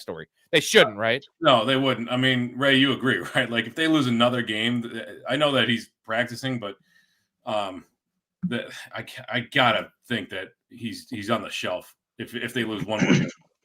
So I guess it's not just one game. Hold on, Ray. It's not just one game. They play the Steelers this week, so that would be like that's 2 losses because the Ravens are going to win that division, and if they don't, the Steelers will win it. Like if they lose to the Steelers, if that makes sense. So you agree, Ray? So I wouldn't say I disagree. All I will say is that honestly, like I'm on board with what you guys are saying. I will just play devil advocate that all it takes is a 1 Joe Flacco win again this week, a Ravens having a letdown. And the Steelers obviously lost. So all of a sudden, now we're talking a muddled Aaron Rodgers, Joe Burrow, Flacco, and Lamar Jackson. I'm sorry. Here's the problem, Ray, is next week. So this week they have Steelers. Next week they're at home against the Patriots. So like I don't think they're going 2-0 in those games. They're going to need to go 2-0. Would you agree? 1-1 might leave the door open, and then it's about the next week. So they have to go 2-1 minimum. So this is Cincinnati. Cincinnati. Yeah. Well, so which league would you target him in though? So the one I'm thinking about is the Dart one, because Nix is fine. Mm-hmm. Jones and Dak is a nice combo. You don't need them there. Nix is fine though. Yeah, Nix is fine. I don't know. Like that's I hate Bo Nix, but I like Bo Nix, but it's just fantasy wise. He has been Caleb, but Caleb's been a better fantasy player this year.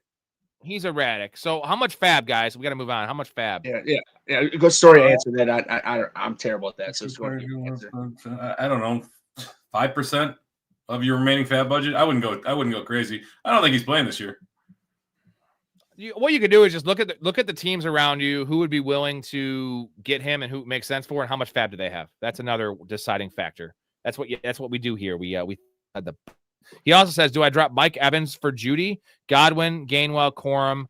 Well, drop Mike Evans for like Ray right now. Like Ray's better fantasy asset than Mike Evans because he ain't coming back, bro. Give me the hand up at the fucking goal line. I'll boom one person for a half a yard. I don't or want negative half Godwin. yard and get killed. I want Corum and Sean Tucker probably. Corum and Manuel Wilson, or if you need a wide receiver, maybe Judy. But you got Cedric Wilson back there. The tight ends are ruling the show there. So it's Corum for sure. And then who's the second guy, guys? Sean Tucker probably, but I don't want Godwin. I don't want Judy. I don't like that at all. The Giants ain't eating a W this week. I heard from my sources, free snow crab legs, all you could eat. That's a Jameis Winston reference? I believe it is. Oh, what are you doing? Yeah, I like that. Well, it's Jason too, so I can see him making that reference. I bet Jason really appreciated the intro I put out with the Michael Jackson reference. That's right up his alley. They need to go. They can't play Russell Wilson. I mean, the thing is they are tanking, so they should play Russell Wilson, but they can't. Like the fans are gonna like literally boycott, and like it'll be like the Rodney King fucking like riots, bro. If they play, you know what I'm saying? If they play Russell Wilson, it's gonna be Rodney King. What's the alternative? Like they're not going to start Jameis Winston. Why not? Because Russell Wilson's the backup there. I mean, very clearly it's Wilson. Bro, he can't play. He can't throw a ball. That Bears game was over when Russell entered the chat. Yeah. I'm sorry. That was like if Jackson Dart never got hurt, as big of a diehard Bears fan, my favorite team in all of sports, they were not winning that game with Jackson. All right. I will personally, if Dart is out, I will personally eat a plate of snow crab legs on camera if they start Jameis Winston. If Jameis Winston starts in that game. And you know what? I'll just go buy something to do it on camera just so we can have a grease fest on this channel that Rob gets me embarrassed about. I'm in for that. We're looking for streaming kickers this week. I will give you. That's a tough week for kickers. Hold on. Yeah. Boswell, he's probably out there. He might be out. Boswell out there. Andres Borrell. Go with the Patriots kicker. He's been quietly very consistent this year. So if Fairbairn is he still like out for a while? Yeah, I think so. If he's still out, then Matthew Wright is probably a good pickup too. Yep. Good call, Ray. Yeah. Look at that. Deep name there. Mark. Hit that like button. Shout out Mark, #1 super fan. Love you, Mark. Appreciate you. Hey, boys, good to be back. I traded T and ETN for Bucky. Bucky. We don't know when he's coming back. He might not come back. I wouldn't trade ETN for Bucky. 2026. Yeah. Or the playoffs, the real life playoffs. Cancel that. No, Mr. Bill. No, Mr. Bill. Thank you. Yeah, thank you. I knew Story would love that. Yeah, thank you. I appreciate that. I know Rob right now. Jason, our Bucks fan, says not a lot of film on Tucker too this year. Could surprise the Bills in Buffalo. He played college ball in Syracuse. Used to the weather up there. Nice insight there, Jason. He's a ground and pound guy, man. Like yeah. I would love the Bears to have him right now. To be honest, yeah, no kidding. Jason he's isn't just a comedian. Jason actually knows fucking football. That's why we love Jason on this channel. Should I drop Ayuk for Golden Corum? Yeah, drop Ayuk for anyone. This is another name. Like Brandon Ayuk, even when he comes back, you can't trust him. And they have a week 14 bye. So you're getting nothing. He probably hasn't come back till after week 14. You will not be able to play him this year. He will come back at some point, but when are you going to actually be able to start him? And like Rob said, Rob said this yesterday. Like if Bucky does come back, because I told him I have Bucky in one of my leagues that I'm on I'm at 4 leagues. That league I'm on the really fringe. The other 3 I'll make the playoffs at this point, but this one I need Bucky. But like Rob said, like even if he does come back, are you seriously going to seriously straight up trust him to do what he did before? No.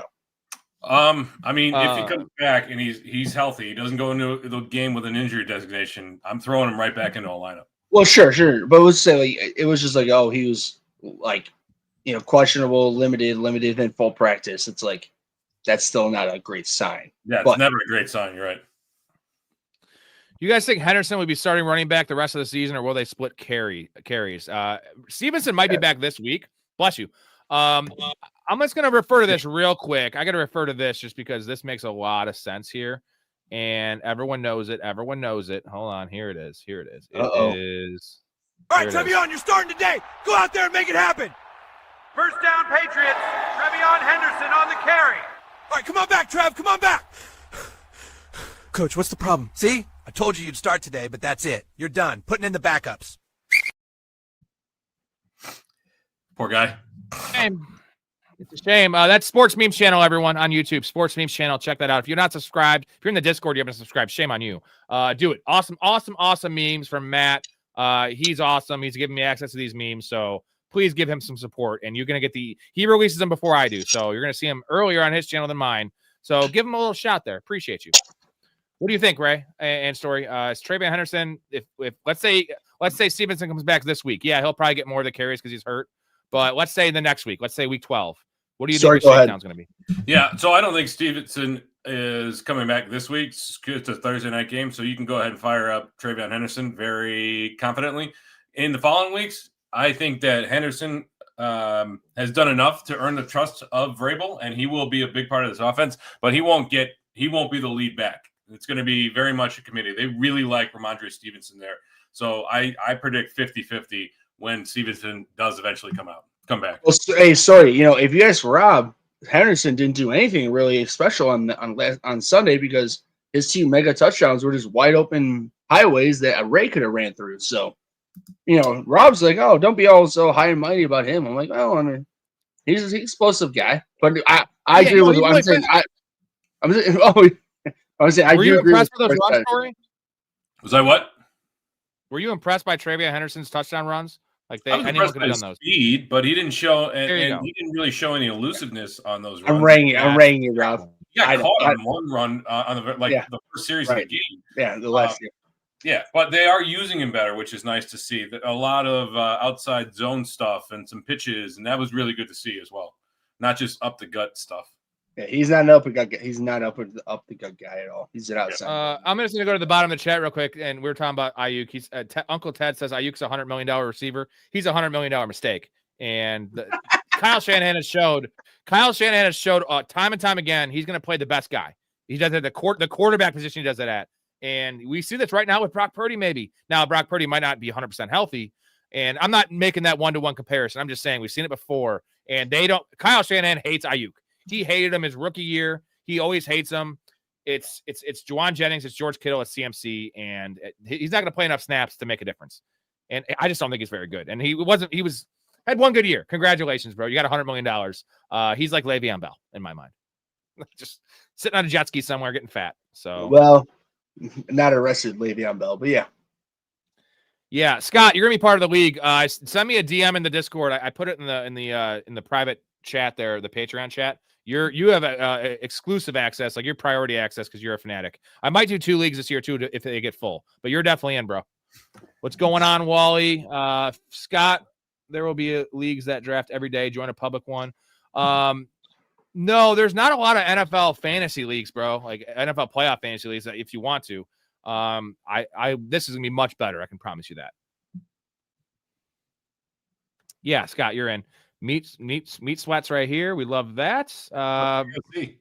Bro, fuck that picture of Michael Jackson. Shit's horrendous. Dude, that's the creepiest picture ever. Like, what is that? Like that, and the thing is, that wasn't even like towards the end. That was like early on. That was like 15 years before he died.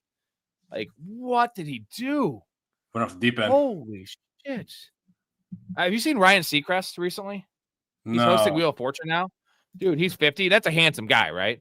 I was on last night at his house, and like he's 50 and he just looks fucking weird. Like he just aged a little bit. Guys. Plastic surgery, bro. That like something happened. He just well, Michael Jackson, yeah, that's a whole different story. Oh my god. Ryan Seacrest. No. Yeah, he looks goofy now. Don't you slander the king of pop. Okay. I'll slander Michael Jackson as much as I want. What's up, fellas? How do you feel about the Pats D this week? How much FAAB? The Pats D this week. How do I feel about it? They get the Jets. Yeah, I mean, so I guess it depends on what's your situation, right? If you're in a must win, I will throw like 15% because I think they're probably going to get you 10 or 12 minimum, right? Yeah. I mean, we've seen it where defense is kind of like the number one defense on the week that's supposed to be. They fall on their faces. I don't think that's happening with this version of the Jets. So 10 or 12 points. If you need a win, I would go up to. If you're fighting for the playoffs, like you can't take it home with you. Might as well spend it on something that's useful. 20% of my remaining FAAB budget. Hey, so story. Like I said, I'm in 4 leagues. I purposely held on to Seattle's defense out of two out of my 4 leagues. Like that's the type of like wasn't a dumb idea. Clearly, these guys obviously paid off the week later, but there's just certain defenses that like that you don't let go. But and these days when we were all growing up, there were like seemed like 5 defenses at least that you would never like let go. Now it's like 1 or 2. Which is really weird, but Rodgers or Brissett? He doesn't have anyone else. He has Purdy, but who you going with? Because I don't know when is it got to be Brissett? Like Rodgers this week, but we're looking at the rest of the season. It's got to be Brissett because I don't think we want to fuck with Rodgers, right? I don't think so. The way Brissett looked was a little concerning this past week, but Rodgers also just looks at spots like so inaccurate. He still had a fairly okay-looking deep ball. For me, rest of the season, it's Brissett, but the matchup is really good for Rodgers this week. yeah, I mean, I would just say that I think that with Arizona, he has overall better weapons, especially with Trey Benson coming back. Sorry, I was talking to Rob that like even though the Cardinals suck, I do still think that when Trey Benson comes back, that's still going to open up a more happy pass game, just because have a more legitimate pass or run game. I'm sorry to open up even if it's just a little bit, a little bit of play action offense to where in general, I just think that the Steelers, I just think at this point they're just going down the drain, man. It's gross. It's gross. This week's fine. And then the problem is Aaron Rodgers is going back to the Jets days where he didn't want to get hit. So it's rough. JT is on bye. Rico is starting. Who to start after that? Swift at Mini or pick up Woody Marks at Tennessee or pick up Rashad White at Buffalo. Is this Woody Marks? I don't know if I want to trust it. He played 80% of the snaps, gentlemen. 80%. Not only that, he got every running back carry inside the 10 this week. And it's Tennessee. It's Tennessee. It's Tennessee. I'm going Woody Marks over Rashad White. As weird as that sounds, playing against the Buffalo offense, you think Rashad White is a great play, but man, I really don't want the rug pulled out for me again, D'Amico Ryans. If you do it again, hey, you're on the list. Hey, real quick, boys. Is there a running back as good as Sean Taylor in Tennessee, or I'm sorry, in Houston? Oh, there's Nick Chubb. Well, Nick Chubb is way over the hill at this point. So yeah, that's a good point. Hey, he did have 5 carries for like 47 yards, but Logan, and that's fine. But he's not. He's Logan just traded away Knicks, Tracy, and Dubs for Hurts. Did I win this trade? Probably. Yeah, If I would it's a say deep so. league, maybe not. I mean, Jalen Hurts didn't look great last night, but he's going to get his tush push, his little tampon push touchdowns. So I would rather have that end of it. Do you agree, Story? I was looking up something on Woody Marks. What was the question? He traded away Knicks, Tracy, and Dubs for Hurts. Knicks, Tracy, and Dubs. Yeah, Dubs is hurt. Tracy is stuck in a nasty committee and a gross offense, and Knicks has just been blah this year. Hurts throw out last night's game. I think he's going to be great the rest of the season. He still has Saquon, Dallas Goedert, A.J. Brown, Devontae Smith. So, and also a top 2 offensive line. So, all those things with the rushing offense upside is him. Like you made a good trade. You basically traded dump with your starting quarterback. Like in my eyes, he traded 2 pickups off the waiver wire with his starting quarterback that he drafted to get Jalen Hurts. That's a great trade right now. Nick, I'll get to your super chat here in like 1 minute. Bear with me. I answer this question from Schmelbs. Dynasty trade. It doesn't make a lot of sense for me. Trading away Stafford for a mid-second. Question mark. Got a shot to win the ship with Stafford. Old players, team Saquon, Henry Kamara. He has Daniel Jones and Bryce. So I don't know why you would trade away for a second rounder if you're winning now. If it was a first rounder, maybe. Stafford's playing the best ball that we've seen since Detroit. I would and they're throwing around the goal line. So that's a bad idea. Hey, real quick, I made my first bet for beating the odds this week. By the way, Story had a 7-0 Sunday on beating the odds. Finally got back. Done. Then I lost Jalen Hurts. I lost Thursday because of Cortland Sutton, so I lost both the primetime. Well, the Thursday and Monday game. Jalen Hurts couldn't get 8 carries. Jesus. Book ended with a couple of losses there, but what do you think? What do you think Matt Stafford's passing yards is set at against Seattle this week? 255. I was at 250. So 267, bro. You know, so if you're under, you can take Ray. You're taking the under against high. Seattle defense. This is. I mean, I think could be a shootout. Could be a shootout. I agree. Yeah. You know, the thing is, Stafford sometimes has those games where he throws 4 touchdown passes and only has like 220 yards, though. Right. You know what I mean? Right. We've seen that on occasion. That's the upside. Multiple times. That's a high number against that defense. And the thing is, like, Brissett had all those passing yards, but it was because they were down by fucking 30 points. Now, maybe the Seahawks come out and beat them 21-0 in the first quarter. I don't see that happening, right? This is going to be a close game. Division game. Yeah. Here we go. I got one for you, Mike, here from Nick. Mike, talk me through late season strategy for a 4-6 team. I'm strong, just bad luck, and it's going to be a fight to make the playoffs, starters and bench. So, trade strategy, this is kind of just general stuff, but what do you got? I think it's really important that you find ways to win right now. So, like, you're going to have to potentially take some losses in trades in order to get short-term wins. And your entire goal now, basically, you're in the playoffs. Your entire goal is to win 1 week to the next. Forget about week 12 right now. Focus on week 11. What trades can you make right now with the depth that you have on your bench in order to fill those holes so that you match up with your opponent in the right spots? That also might mean dumping that extra defense that you're carrying because it's got a good playoff schedule. And then once you've got another win under your belt, then you can look at the Blake Corums, the Tyler Algiers, et cetera. But those guys aren't really going to help you unless the guys in front of them get injured. So be smart with the waiver wire. And I don't know, like 4-6, you're on the bubble. You just got to string a few wins together, and you're there. Then once you get in the playoffs, anything can happen. I'll add one thing to that real quick, Ray, and I'll let you go. What you need to do is, if you really want to go next level, trade if you have guys that have not had a bye yet. Anyone on the Niners, anyone with week 13, week 12 bye. I don't know if there's a week 12 bye, but trade them for guys that already had buys. Trade a guy, even if you lose a trade. Get a guy like DK Metcalf low, a week 5 bye already. Trade a guy like Juwan Jennings or something like that, right? To where you just get a guy, a body for that week. Even if you're losing the trade, they think they're winning the trade. You're winning it because you win it for you because you need bodies, you need players. So again, Nick, you need to get in the Discord. Go to the website, go to the link in the description, get in the Patreon, get in the Discord. You can put your rosters up there. You can put the opponent's rosters up there. And we can find a perfect trade match for you and work you through this because 4-6 is not dead. You just can't lose. What do you got? I need to add one thing. This is kind of the next level, though.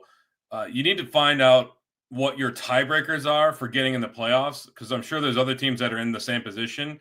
And if the tiebreaker is points versus head-to-head, if it's head-to-head, there's nothing you can do. It's done already. Like your head-to-head is your head-to-head. But if it's points, you need to start looking at some of the higher upside variance guys because those tiebreakers could come into it. So go on to Discord, let us know what the tiebreakers are, and we can kind of give a little more customized advice. What do you got, Ray? I was gonna say, I mean, I'm just plain simple, dude. If you're in this position, you're literally just living one game, one win, 1 week at a time. And at that point, like I'm with Story, like you're gonna make shitty trades for yourself, but you're gonna make trades that will end up. And like Rob said, like just you gotta be smart. Don't be blatantly trading away high upside, low ceiling but high upside guys that you have, because you may need those people. So it's just, but even though my point is that you're gonna have at this point, if you're in that position, you gotta start wheeling and dealing, man. Like don't hold back at this point. Jason says his Story setting up a BDSM dungeon covering the camera like that. I think he is because we gotta go to a party sometime. Story, I'm into that shit too. CK, if I'm picking up Tez, I'd be dropping Franklin. Real quick, simple answer: you want Tez Johnson or Troy Franklin rest of the season? This is close. Troy Franklin. Tez. Yeah. Wow. I think I'm gonna go Troy Franklin just because I don't know. Cortland Sutton's a nothing burger right now, and give me the number 1 there. He just Tez is never gonna overtake Ibuka. Right. You're not wrong. I mean, yeah. Cortland Sutton's second. So Troy Franklin just needs to clean the drops up, and he should have a strong second half. agreed. Wally says he doesn't like Dart's matchup against Green Bay. Would it be fine to drop Daniel Jones and pick up / start Joe Flacco against Pittsburgh? What are your thoughts? I like the matchup Joe Flacco has this week, like he's saying.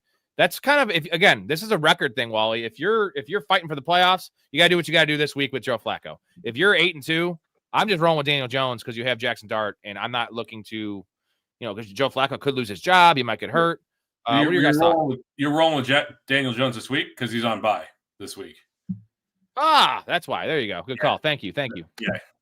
So that's the question. Daniel Jones, who's been he's been good, and he's had some really good games, but he's also been usurped by Jonathan Taylor in several games. So can you drop him and play Flacco the rest of the season? It's a tough. I know what you do. You just wait for Jackson Dart to get ruled out, and if he gets ruled out, then you put him on IR. You pick up Joe Flacco. If he plays, you just play Jackson Dart. He doesn't matter the matchup. Jackson Dart's going to get you 50 yards rushing, dude. Maybe not because of the concussion, but I mean, I wonder how much they limit him. I don't think you can limit that. You can't put a fucking.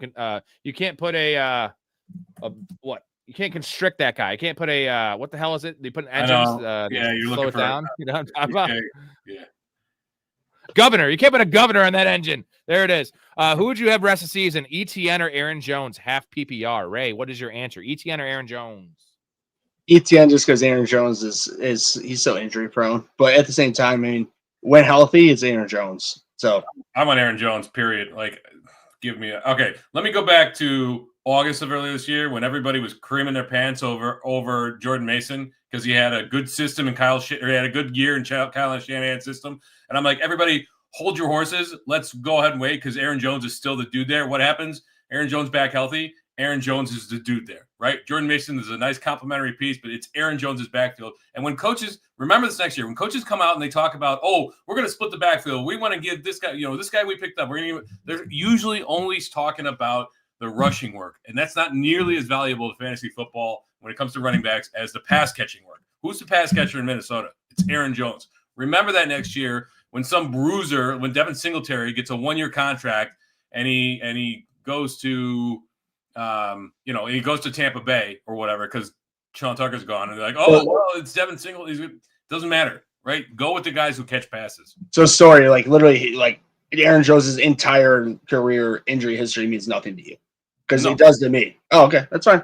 It does to me. Like I don't like picking people who have injury histories. Like he's a bum to me. People pick him as a running back 2. He's a running back 3 for your team, and you play him as a running back 2 when he's healthy. You don't pick him as your running back 3. He gets injured all the time. I'll break this tie. The reason I'm less worried about the injuries is because it's already week 11, and it's a shorter stretch for him to get hurt. That would be the devil's advocate. It's really close. Is AC joint injury, so it takes one fucking big ray to go boom right to the shoulder, and you're done. And all of a sudden, Jordan Mason's right back in. We hit our goal for the chug, so we got to chug a lug here. So set one up, and I'm just saying, I'm not disagreeing. I'm not disagreeing with them. I'm just playing devil advocate that he's an injury player. Reasonable concern. I get it, but yeah, I completely get where you're coming from. When healthy, he's a worthy playing. Like when he's healthy and he's like he'll play the whole game. He is a super high end, low to middle running back too. I just always worry about his injury. Especially with his AC injury with his shoulder. Right. It takes one guy to to target that, and he's out. So, but I think I'm actually going to go ETN just because it's half PPR. Full PPR, I'd want Aaron Jones, but ETN's more likely to get goal line work. I think Jordan Mason could still. I know Tootin's been taking a little bit of ETN's goal line work, but I don't think that's going to continue. Sorry, could you help us out with this question here while we do a chug? Heyo, please pick 2 PPR. You got it? Go ahead. Yeah, Heyo, please pick 2 PPR. Butte, Malik Washington, Trey Tucker. If you think they sucks. I can pick Iomenor, Michael Wilson, Jalen Naylor, Tyler Lockett, or Bateman from waivers. So Bateman, he's got the injury. I wouldn't worry about him. I'm going to circle back to Tyler Lockett. Jalen Naylor, career game, probably won't replicate that. Wilson, way too inconsistent in that offense. Iomenor, I don't want anything to do with the Titans passing game. So it's Butte, and believe it or not, it might be Tyler Lockett. He came in and he got 6 targets right off the bat. Like, I'm not sure what they're doing there, but for whatever reason, he was very, very involved there. And he's in Vegas, right? Yeah. Well, Yeah. I'm just saying, as weirdly fucked up as that is, Geno Smith with Pete Carroll, especially Geno Smith and him. That's more important. So Yeah. So Pete Carroll seems to like him some Tyler Lockett. Hey, So what about Michael Wilson? What about Michael Wilson? Zay Jones is out for the year now. Yeah, it doesn't matter. He couldn't produce against Dallas's defense. What makes me think that he's going to be? Yeah. So it's for sure Butte, and I don't want to deal with that Spain game. So Malik Washington's out. Yeah, I would pick up Tyler Lockett. Believe it or not, I would play Tyler Lockett this week. That's tough to say in 2025. Start 2 running backs, flex 2, Rico, Bijan, Chase Brown, Hendy, Juwan Jennings, full PPR. It's Rico, Bijan, Chase Brown, Hendy. I think Juwan Jennings, I guess if Stevenson comes back, you're going to play Jennings over Henderson, but I'm playing the top 3 running backs, like for sure. if it's what you just said, I'm doing that because, like, as you just read it, those guys are all better, and Juwan Jennings has not had. I mean, he's had some good games, but nothing like crazy. But if Stevenson is back and like healthy, and we all know how Rabel loves him, then you can. I would beat Jennings and Hendy to switch it up. Yeah, I agree with that. Jay Moore, May or Burrow in the fantasy playoffs. This is Drake May. Even if Burrow's healthy, that's close. That's just a big if. So you're not. Drake May is just balling right now. Adam says higher upside rushing. That's also the big difference. Yeah. Yep. I was offered Javonte Williams for London, half PPR. Williams' reliability over the terrible Falcons OC is tempting. It is, but Drake London's sorry, we are so right on a Drake London call because he had 2 injuries that kind of sidelined him and some really bad Penix play. But it doesn't matter, dude. It doesn't matter. Like, that dude is. I think we were like even wrong on, like, I had him at wide receiver 5. Ranked wide receiver 5, and we both loved him though. And he should have a bigger year. It's been a weird year, but the game to game upside of Drake London is up there with Puka Nacua, right? It's even higher than St. Brown. Yeah, you had London at 6. I had him at 10, and even that was not good enough. Like, he's matchup proof, basically. It's the game to game stuff too. It's the boom. Like you're talking about, you want guys that have boom. It's like he has a nice floor of like 5 for 70, and then he has the upside of 10 for 160 and 2 touchdowns. Like that's sorry. Sounds like that. So I just want to tell you a story that is sad because Rob knows this. I've been drafting London in every league, like I'm in 4 leagues. So at least one time in all 4 of my leagues, and this year, and this is the year he fucking blew up. Dude, I'm like very upset, like, but not that upset because I didn't have the opportunity where he was getting drafted to get him. But it was just one of those things that, like, oh, of course, the one time Ray doesn't draft him, he actually lives up to his billing. When Leicester City was like 70-1 to win the Premier League that one year that they won, and one dude who like grew up in that area. He moved to the U.S. He always flew back, and he would bet on Leicester City every single year. And for whatever reason, that one year that they won, he didn't fly back to England, and he never placed a bet on them to win that year. That's you, Ray. That's way worse. See, that guy loves the team. I mean, I love Drake London, but that would be me going from London to Chicago and not betting the one year the Bears win the Super Bowl. Like I'd rather kill myself at that point. Tracy or Algier this week? It's still Tracy, right? Yeah, Tracy, but it's just God. It's Tracy. It's just, if there's no Jackson Dart, I would play Tyler Algier. It could be fool's gold, but he seems to be their goal line back and their red zone back. Very upsetting for me, but yeah, I'm not going to disagree with that. Proof's in the pudding. Proof's in the pudding. Either one of those guys could get you 2 points, but give me the touchdown options. David, Benson's not playing this week, so you can take him off that list. Tracy or Benungai, non-PPR. It's Benungai if it's non-PPR for sure. And then Super Bowl prediction. I'm going to go with my gut and just what I bet on and I have a lot of money on. It's the Ravens. And I'm going to say Ravens and Lions, and the Lions winning. What do you guys got? I think this is the year that Dan Campbell finally breaks through, gets to the Super Bowl with the Lions, but I think the Chiefs are just they're kind of on a little bit of a revenge tour, and Andy Reid has really he can come back. So I hate to say it because I don't like the Chiefs, but I think it's Chiefs Lions. I honestly think I think personally I don't know what team, but I think the NFC Championship team will come out of the West. Ooh, I mean Seahawks, man. Like Seahawks or Rams. I wouldn't be shocked that if one of those teams beat the Lions. Now, would I be shocked if the Lions beat either one of those teams either? No. And honestly, I think those are the top 3 teams right now. And if one of those teams come out and are whoever's the number 1 seed, that very well might end up, except the Lions. If it's Seahawks or Lions over the Rams, who have the number 1 seed, that very well might be the favorite at that point. By the way, I'm going to ask. Sorry, go ahead. Yeah, I saw that the Eagles moved up in power rankings, or somebody's power rankings, from 5 to 4 this week. You telling me the Eagles put up 10 points in an ugly game and they move up in the power rankings? Sorry, J-Bob. I'm with Story on that. That's crazy. Weird. I'm going to ask you guys this question. Give me a percentage on this. But real quick, we have 41 people in here and only 22 likes for the whole stream. Like the video, subscribe to the channel. 7 nights a week with this shit. Awesome guests. 6 different guests. Story, Ray, the Chaz, Ben. We got Hastings in the mix now. We got a good crew here, and you're getting awesome information, awesome betting. Follow my bets. We're crushing right now. 47-26, boys. That's what's up. That's an NFL. We're working right now. We're working. Get in the Discord. So we have a website up now, professionalfanatics.com. The Patreon gets you in the Discord. $2 to get in the Discord. If you want to play fantasy leagues with us, a lot of good options there, a lot of different tiers. Support your boys. This is as much of an ad read as you're going to get in the show, and you might get some comedy along the way in the ad read. Like Ray likes meat sweats, and Ray, you love the Discord, right? It's the place to be. Would you agree? Yeah, I mean that's here.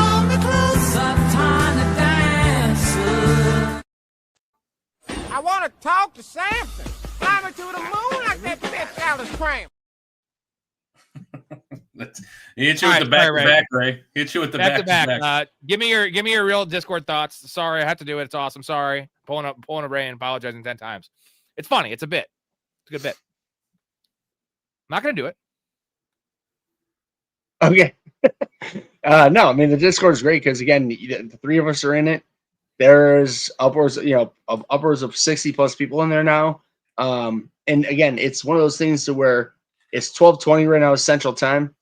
And Central Time, where me and Rob live, and Story randomly appears in. It's one of those things that it's literally pretty much inactive for about 4 a.m. to 6, maybe 7 a.m. So 2 to 3 hours out of 24 hours a day, aka when most people that are normal humans are sleeping. So not normal humans. Well, we aren't, but nonetheless, it's still the thing to where when you're up and about and you just are bored throughout your day, and you have an actual question that just pops in your head, like a friend texts you for a trade. You just have you're going against one of your best friends that you want to beat their ass in fantasy, and you have a sit-start situation that you really are torn about. Like Rob did a smart thing where he broke it down into categories instead of just one long chat where if you threw in a trade question, they got bogged down by just random chats, 50 questions later. It's not like that. It's broken down. So we'll see that and we can go into that and answer them. And then on top of that, it is a huge community because I'm in many different just single individual threads with or not threads but just chats with with Mouth and Brick and many people. You can DM people privately and people are hanging out. It's awesome. What do you think of chances Jackson Dart comes back this week? It's a 50-50? 10%. Last percent. Oh. I would say I'm less than 50-50. I'm definitely. He's been evaluated for concussion 4 different times this year. This is his first documented concussion, but it's investigated by the NFL right now. They're gonna lose draft picks. They already will. Got a clip from Jason here. Thank you, bro. Got a clip this Baker winning the Super Bowl MVP. Give me where do you rank the Bucks right now? Are they number 5, number 4? 5. I know they're beat up. That's the problem. Yeah, they're 5 for me. They're beat up, but yeah, I would love to see Baker win a Super Bowl. I love that dude. I respect and love. We all agree though they're above the Niners. You're above the Niners, right? Yeah, 100% above the Niners. Niners are fool's gold this year. Niners, Bears right now too. Until the Bears, I know the Bears are playing well, obviously, but they've proven it. The Bears haven't. So, I would still take the Bucks and 4, Meraki, 6 or 4. Meraki, you have Gatson probably missing this week, and he has a bye next week. Dawson Knox pairs very well with that. It's like a nice cheese with a wine. Dawson Knox is going to have 2 weeks starting. Bill's angry. Give me Dawson Knox. He'll be available everywhere. You probably don't have to use a waiver claim on him either. And if you want Luke Musgrave this week, Story wants Dawson Knox. I'm fine with Musgrave and PPR. Guys that'll get you some points and could find the end zone as well. Michael says, who's the next Giants head coach? Who knows? Who knows? Is it John Gruden? Any names top of your head, Story? Sorry, go Steve ahead. Spagnuolo, Lincoln Riley might leave USC and jump into the NFL. You think, I don't know, Saleh get another job in the NFL, like other head coaching job in the NFL? Clint Kubiak's floating out there. I don't know. They seem to like Cliff Kingsbury, even though he's a raging moron. There's a number of names that are out there that are probably have been floated out there. So I'll just tell you that one of my coworkers that he is a year younger than me, and he's a diehard Bears fan. Or sorry, Giants fan. He's from New York. He's not like he does not have a New York accent. He's from Upper New York, but nonetheless, Giants big like as his favorite team. And he literally said that. He's like, yes, I talked to him. We talked today about that. And then he said, "Oh, John Gruden." I'm like, because that's what he wants. I'm like, dude. Of course, John Gruden be great, man, but he ain't coming back to the NFL. I was saying he ain't coming back. It's done, especially with how much money and his role in Barstool now. It's like it's a perfect thing, dude. Like, there's no way. Gentlemen, we are 45 minutes behind the chat, so bear with us in the chat. If you really need something answered, just do a 99-cent super chat or stick around. Sorry if we miss you.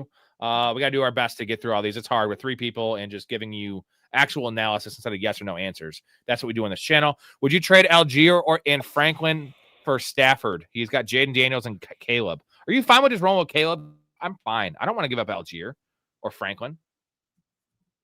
What do you think? Yeah, I would roll with Caleb Williams. Well, plus Jaden Daniels is coming back, as they said, 3 weeks. So I'm just saying, like, I understand he ain't coming back. It is the Commanders, though. It is the Commanders. It's another one. And another one. Yeah, exactly. For sure. Max says, I'm willing to trade for Bijan if I had the 2-3 pick in the draft. Would have been my guy. But worried about Bijan. Are you worried about Bijan? I'm not. It's not a Charbonnet Tiny Dancer situation. I'm not worried. He'll be fine. Dude, I guess I shouldn't say that. His pass catching is second to only CMC in the entire league. So you're fine. A couple down weeks is not the end of the world. Remember, like 3 weeks ago, Algier had 0.5 points in PPR leagues. So forget it. Like it could absolutely swing back the other way. And again, who's the only person who has not missed a game since Bijan's been drafted? Bijan. Morocco. And running back nonetheless. I'm sorry. That's just a huge, that's crazy. This one is Dawson Knox, honestly. I would say Evan Ingram is the other name. I think he's due for something, but it's hard to trust him. I mean, I'm saying this is Mason Taylor, Fryermuth, Strange, first game back. Mayer's the second tight end there. Ingram or Strange. It's gross. So I think the answer is Dawson Knox. I would play Musgrave over all these guys, bro. Yeah, it's the Knox, man. Honestly, it's Knox out of those names. It's Strange is back. It's strange, but I'm going Knox still. I mean, he's not on the list, but those guys, it's a lot of grossness right there. Maybe Mason Taylor, but yeah, Dawson Knox. Wally, this is the Texans. The Texans have one of the best defenses in the league. They play the Titans. That's just super good. And Munchbox says, "Get Ferguson, you idiot." Let's not call people names. I can call people names, but because I host the show and I can, do that. But let's not call people names in the chat if you could. Matt, evening guys. 10-team PPR traded Garrett Wilson for May. Well, Garrett Wilson's probably done for the year. So he's not coming back, boys. He's out 3 to 4 weeks. Run into the hills for that trade. God, I'm so mad about that. Yeah, I know. Dude, Story in our league, we have lost Tucker Kraft, Scatterbo, and Garrett Wilson, and we still have a pretty stacked roster. Like that's just bro. Bro. We'll be fine. No. Are we in 6th place? Story? Are we in 6th place still? Place now. We're in 8th place with the second most amount of points scored in the league. Does Story? Do you know Matt Zavala? Yeah, I do. So Matt Zavala and our one of me and Ben, me and Rob's leagues. He's in last place, and he's 1-8 or 2-8, and he's got the second most points. Oops, That's rough. All right, fellas, who starts? Henderson, Harvey, or Addison? Need an opinion for my last flex spot. It's gonna be. Ooh, is it? I would say Henderson if Harvey. Stevenson's out, but Yeah. Is it Harvey? It could be Harvey, but I very much I would go with Henderson. I don't think Stevenson's playing, so yeah, it's Henderson for me. well, especially I'm sorry, it is Thursday game, so yeah, I mean Stevenson's not coming back, so. Mark's got a nice one here. Falcons defense good for the next 3 weeks. They have Panthers this week, then Saints and Jets. That's what we love. Mark, number one super fan of the show. We got to go all run out and grab them. This week is probably their worst matchup of the three. Not a bad matchup against Panthers. They just scored 7 points against the fucking Saints at home, mind you. Falcons must grab, huh? What do you guys think? That's a solid lineup right there. I would say that if you're in a 12-team league, a 12-team and better, 12-team and bigger, 14, you definitely like pick them up and just roll with it. And if you're in a 10-team league, I'm assuming you probably have a better defense, but then you pick them up and that's a store. I mean, that's a storing, like you store that defense for the rest of the league, for the rest of the season. Hey, Story, are those 28 Pythons, brother? Oh man, that's just the angle. I guarantee you, I'm not a jack dude. I appreciate those shout out though, Jason. That made me feel really good. Thank you. For real says Mike, you look different. Are you getting slimmer and handsome? So one guy said you look slimmer. Another guy says 28 in Pythons. We'll just call Mike handsome. He's just handsome. I don't know. It might be because I'm hungover today. I don't know what it is. It's fine. That's no problem there. Woody, McMillan, Chase Brown, or Jennings in the flex. I think did we answer that one? No, we didn't. No, but Woody, Chase McMillan, Brown. Chase Brown. Chase Brown. Yeah, especially if P Ryan's out. He's high ankle sprain. He's going on IR. Yeah, I think he's definitely out. So it's definitely Brown. My trades have been bad this year. I traded fucking Chase Brown for Brian Thomas right before the injury, and like, whoops. I have JT, Whoops. I have JT, Bijan, and fucking CMC, and like he was my fourth running back, and I could start all four, but I needed a receiver, and fuck my ass, man. I mean, what are you gonna do? You were buying low on him. It just sometimes doesn't work out. So that means it involves ZP did. So good for Ray. Good thing I could have my receivers score like 8 points and still put up 220 because my running backs and my tight ends are Tyler Warren and George Kittle. Suck that shit, bitch. It's a 2 tight end league. So you don't tell everybody that I'm just okay, that's fine. Just no, we're good. We'll do that. No, we'll do an episode about our matchup though because we do play each other. We're both 9-1 this week, so it doesn't matter though because the third place team is 5-5 or 6-4, and we have high points. Like we're both getting a bye no matter what. But it's shit talking. You already beat me earlier in the year. So real quick, I just want to say that I know that except sorry, I don't know if you know Rob Kappa. He's the only person that I know in that league except this Rob. So Rob won 3 years before that. He had me join. I now won 2 years in a row, and here we are in year 3 for me, and we're both 9-1, and everyone is 5-4. Yeah. So I was going for a 4-peat. I was going for a 4-peat when Ray joined. Now he's going for a 3-peat.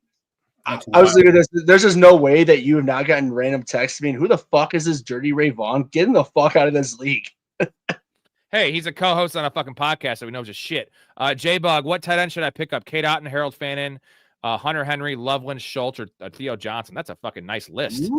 Shit. It's Kate Otten for me, just for everything, I think. Harold, I would go in this order. Harold Fannin, Kate Otten, Dalton Schultz, Colson Loveland, Theo Johnson, Hunter Henry. I honestly, he read my mind. I'd go with that order. What he said as well. I mean, I really want Colson Loveland to be that guy to be number one, but we understand he's still developing that, and that's the order. I would go the order that Story just said. Nick, Travion versus the Jets or Henry versus Cleveland. I'm not sitting Dowdle or Judkins. I am definitely going Derrick Henry. He's just due for one of those 27 carry games. I know it's been a rough story. We talk about it all the time. We own Derrick Henry in our league. It's been rough. Some of the goal line situations and just like getting Keaton Mitchell involved. I don't. God, this is a embarrassment of riches for this guy, huh? Yeah, it is. Travion Henry. God, God, plus no Terrell Jennings for Travion versus sucking up carries from Travion. They got to sign somebody, right? Like they've got to sign somebody there in New England. But Donald Judkins, dude, I might sit Judkins. Like there's no pass catching upside with Judkins, so I might go Dowdle, Henry, and Travion. But Right. there's very little with Henry as well, though. I mean, I'm saying, True. Like, who's going to have a better game script? Who's going to have a better game script? The Ravens or the fucking Browns? That's the problem with both these running backs. And that's why honestly, as Story was talking, I was sort of thinking, I think I would go Travion, Henry, and Dowdle. As much as it would suck to sit Judkins, but I do think that makes sense. I say I feel Travion like with Henry and Dowdle have to be in your lineup. Those two have to be in your lineup, and then you got to figure out the third. Mm-hmm. I'm just going Henderson with that Thursday matchup. It was Sunday, I would be rethinking that, but it's Thursday and it's at home against the Jets. Ugh. Harvey or Parker Washington the flex full PPR. Let's just assume Dobbins doesn't play. It's Harvey. Unless Dobbins plays, but he's not going to play. The scuttlebutt around Dobbins is not good, so I would go Harvey. Especially Story to piggyback on that, when he bitched and moaned about that the drop hip tackle, that clearly, like when I saw that, I was because I have him in Rob's league. I have Harvey and Dobbins. I was like, okay. Well, when I saw that, that means he got really messed up. Like his knee got really, or whatever happened. Like his injury was more than they let on to be, because like he bitched and moaned about that type of tackle, and he clearly got hurt more than just a normal tackle would have been compared to that type of tackle. So I'm with you. Like Harvey, watch out, Rob. I'm getting a good RB. Hopefully RB good too. Carlos Mercado, Rams defense versus Seahawks or Cowboys defense versus the Raiders? Cowboys. This is tricky. Yeah, I know, to do it, but you got to do it, right? I'm with that too. It just sucks so hard because it's just. They should be healthier. They should be healthier coming out of the bye. Now, this is a tough one. Green Bay against the Giants, Baltimore against the Browns, or Texans versus Tennessee. I think I'm going shit. If Jackson Dart doesn't play, I'm going Green Bay. If Jackson Dart does play, I'm going Texans. Same. It's exactly the same. Concur. Unless somehow they start Jameis Winston there in New York, which I don't think will happen, but just keep an eye on that. He should. They should. Jameis Winston throws a bunch of picks, though. True.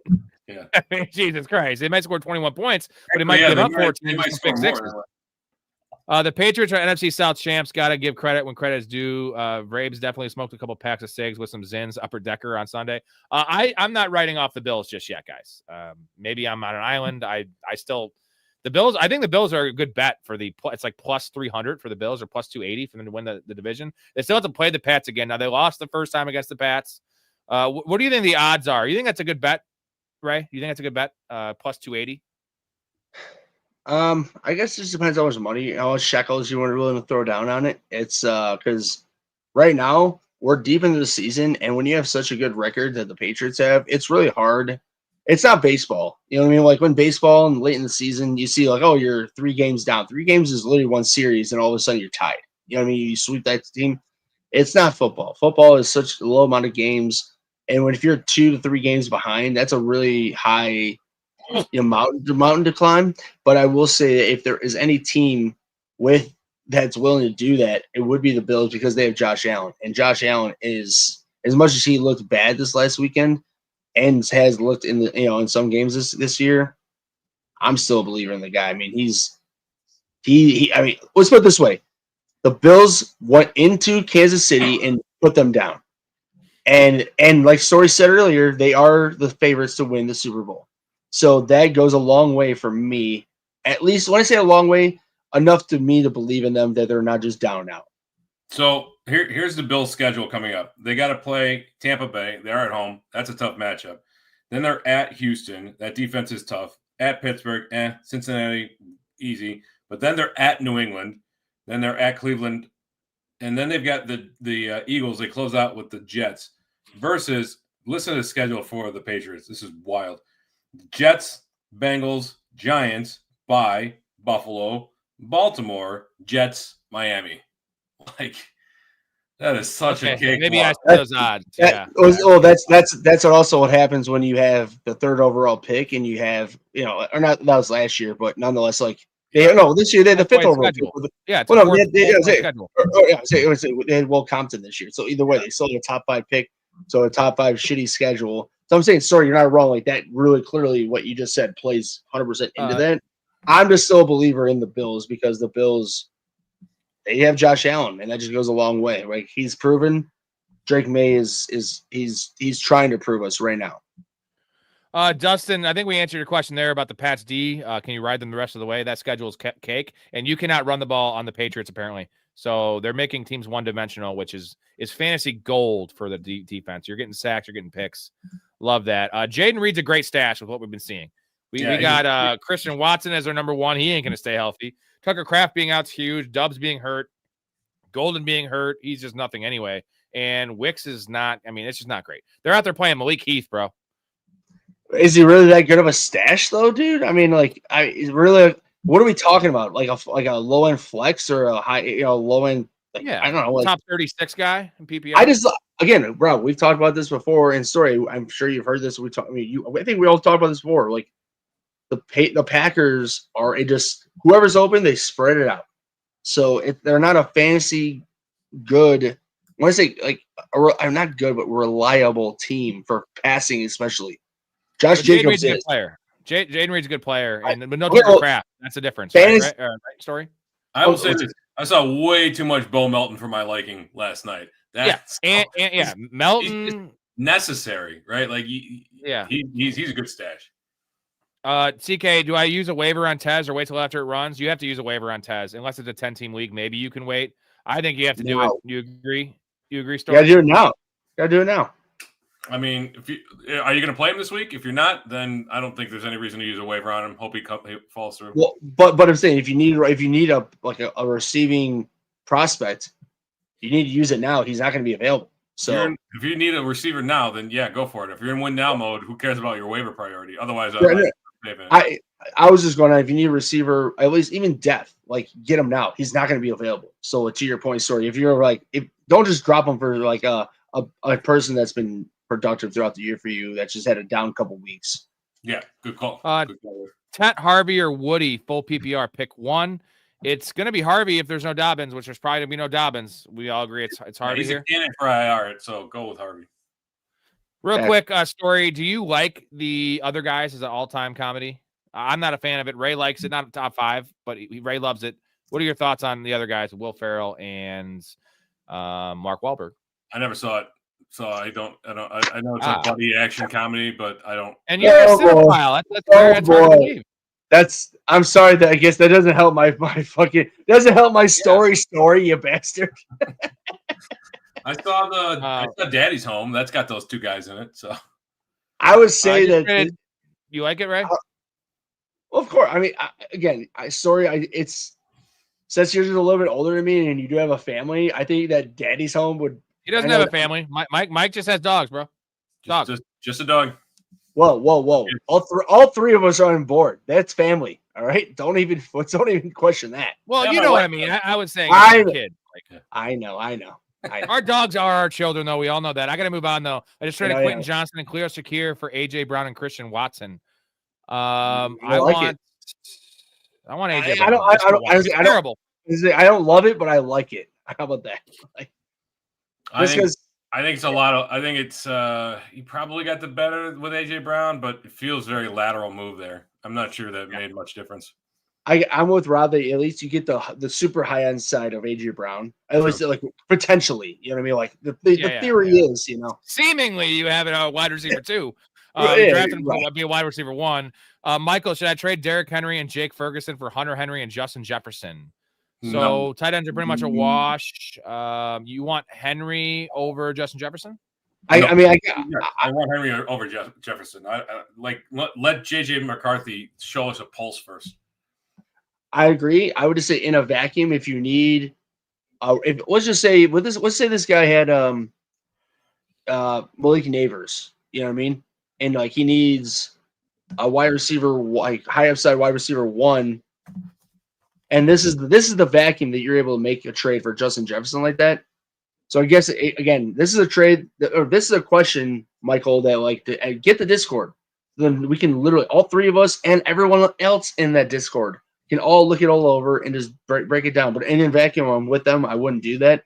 But like, if depending what your team looks like, you're getting Justin Jefferson back. So if you can afford to get rid of those guys,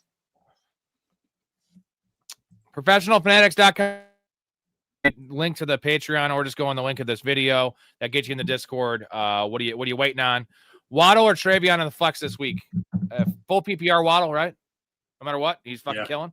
Yeah, he's like I said this weeks ago when Tyreek Hill went down. I changed my tune on Waddle. I was very off of him to begin the season, but he's super necessary to that offense, and he's going to get pepper with targets. Marks, Brees, or Harvey? I'm going to stick with Brees. Me too. More talented for sure. Yeah, definitely more talented than Harvey. Harvey's a good player, but I'm going to stick with Brees. Where do you guys rank Dart when he comes back for the rest of the season? Now we got to factor in maybe regression in terms of his rushing attempts. That most certainly will happen. Yeah. Is he a top 8 guy for you guys? Did you say top 8? No, he's a low end QB1 for me. He might crack the top 10 on a weekly basis. But yeah, I would say he's top 15, like no doubt when he's healthy or like when he's back. But I would to sit in here to say that he's gonna because like this guy, like Nick said, he was QB1 over the last 4 weeks. Do not expect him to come back and do that. Like, be happy if he comes back to be a QB 10 to 12, like overall. You know what I mean? Like in that range, and like a starting worthy QB, but not like a steal of a pickup that you're able to like right away. Just don't expect the world right away. 10-team PPR. Matt traded Hendy and Vidal for Judkins and Ladd. We support that trade, right? 100%. You're getting 2 full starters for people who are starting because of injuries. Knox or Schultz just for this week. He's got Tyler Warren on week 11 bye. You want Schultz? Schultz. You love fucking Schultz, dude. You love him. I would just say the last 4 weeks. It's been very, very nice if you've had him. It doesn't matter if it's Davis Mills or CJ Stroud. And we think that Knox is going to step back into that role, but maybe not. So give me the safer guy, Schultz. I'll just agree with that. Would you drop Jordan Love, Sam Darnold, Jordan Mason, or Kareem Hunt for a tight end I need to pick up? Who would you drop Jordan most? Mason. I think it's going to be Jordan Mason because he's not great. No, I'd drop Jordan Love. I was going to say, it's one of the Jordans. It's either Jordan Mason or Jordan Love. If you got Sam Darnold, I don't you need to hold on to Jordan Love. Well, wait. We told him to trade away Tyler Warren for Rico Dowdle. That looks really good. Really good right now. All right. You're welcome. Nice. Sports memes. Drake May is about to put up some fantasy points. He's been doing that all goddamn year. It's amazing. It's made my losing Joe Burrow in a couple leagues really, really, really, really, really not seem bad. Sorry, Ray. He dropped him. Is it worth picking up Sean Tucker in a 12-team league to stash? 100% he's a stash. Like 10-team league even, because now he play, right? I mean, maybe a 10-team, but yeah, he's definitely a stash in 12-team leagues. Matt, shout out Matt, went to see the new Predator movie tonight in theaters. First date, hopefully went well. Hopefully you got a little handy, bro. Little hot dog and handy. Did anyone eat hot dogs anymore at the theater? I go back to the Seinfeld thing where Kramer, you said, hot dog. He's like, you got to be crazy to eat this. He's like, no, you're not crazy. Interesting texture. Pretty good movie. Did you see it? Did you see? I saw it to watch Prey. I didn't watch Prey. I hear it's awesome. Prey's great. You should definitely watch Prey. And I do want to see Badlands. I'll probably catch it when it comes on streaming, though. Like, I'm not a huge Predator fan, so I'll probably catch it on streaming. What was the last movie both of you guys saw in theaters? The Fantastic Four. Fantastic Four. The last one, that I saw in the theaters. I saw Superman a couple times, also. So that means I don't see Superman over. You like Superman? I was gonna go see. Weapons. Didn't see that, and I was gonna go see the Black Phone 2. Have you guys seen Black Phone? I saw Black Phone. Really good. Ethan Hawke's great in it. I think I fucked up. I'm not seeing. Was it whatever the newest Leo movie, Battle? Oh yeah. I want to say Battle Creek, but that can't be right. That's just a Halo. The Battles We Fight or Battles We something like that. Did you see that? No, but I've been wanting to, and it was supposed to be a movie that I should have seen in theaters. But oops. I'm sorry, Rob. moving along. Damn it! I don't have the new Brees. There's a new meme. I'm gonna put this one I love because it's a Tua meme and it's cool. I'm okay. Some problems can't be solved with modern science. That's why I built the Guardian cap. Fully concussion proof. You can bounce your head off pretty much anything with this bad boy. Works every time. Yeah. He's That's healthy. good shit. That's good shit. Yeah, and he's actually Hey, playing okay. I mean, Hey, it's did you message Sports Meme what I told you? What my buddy talking about him? oh yeah. Tell him, Ray. Hey, so sports memes, dude.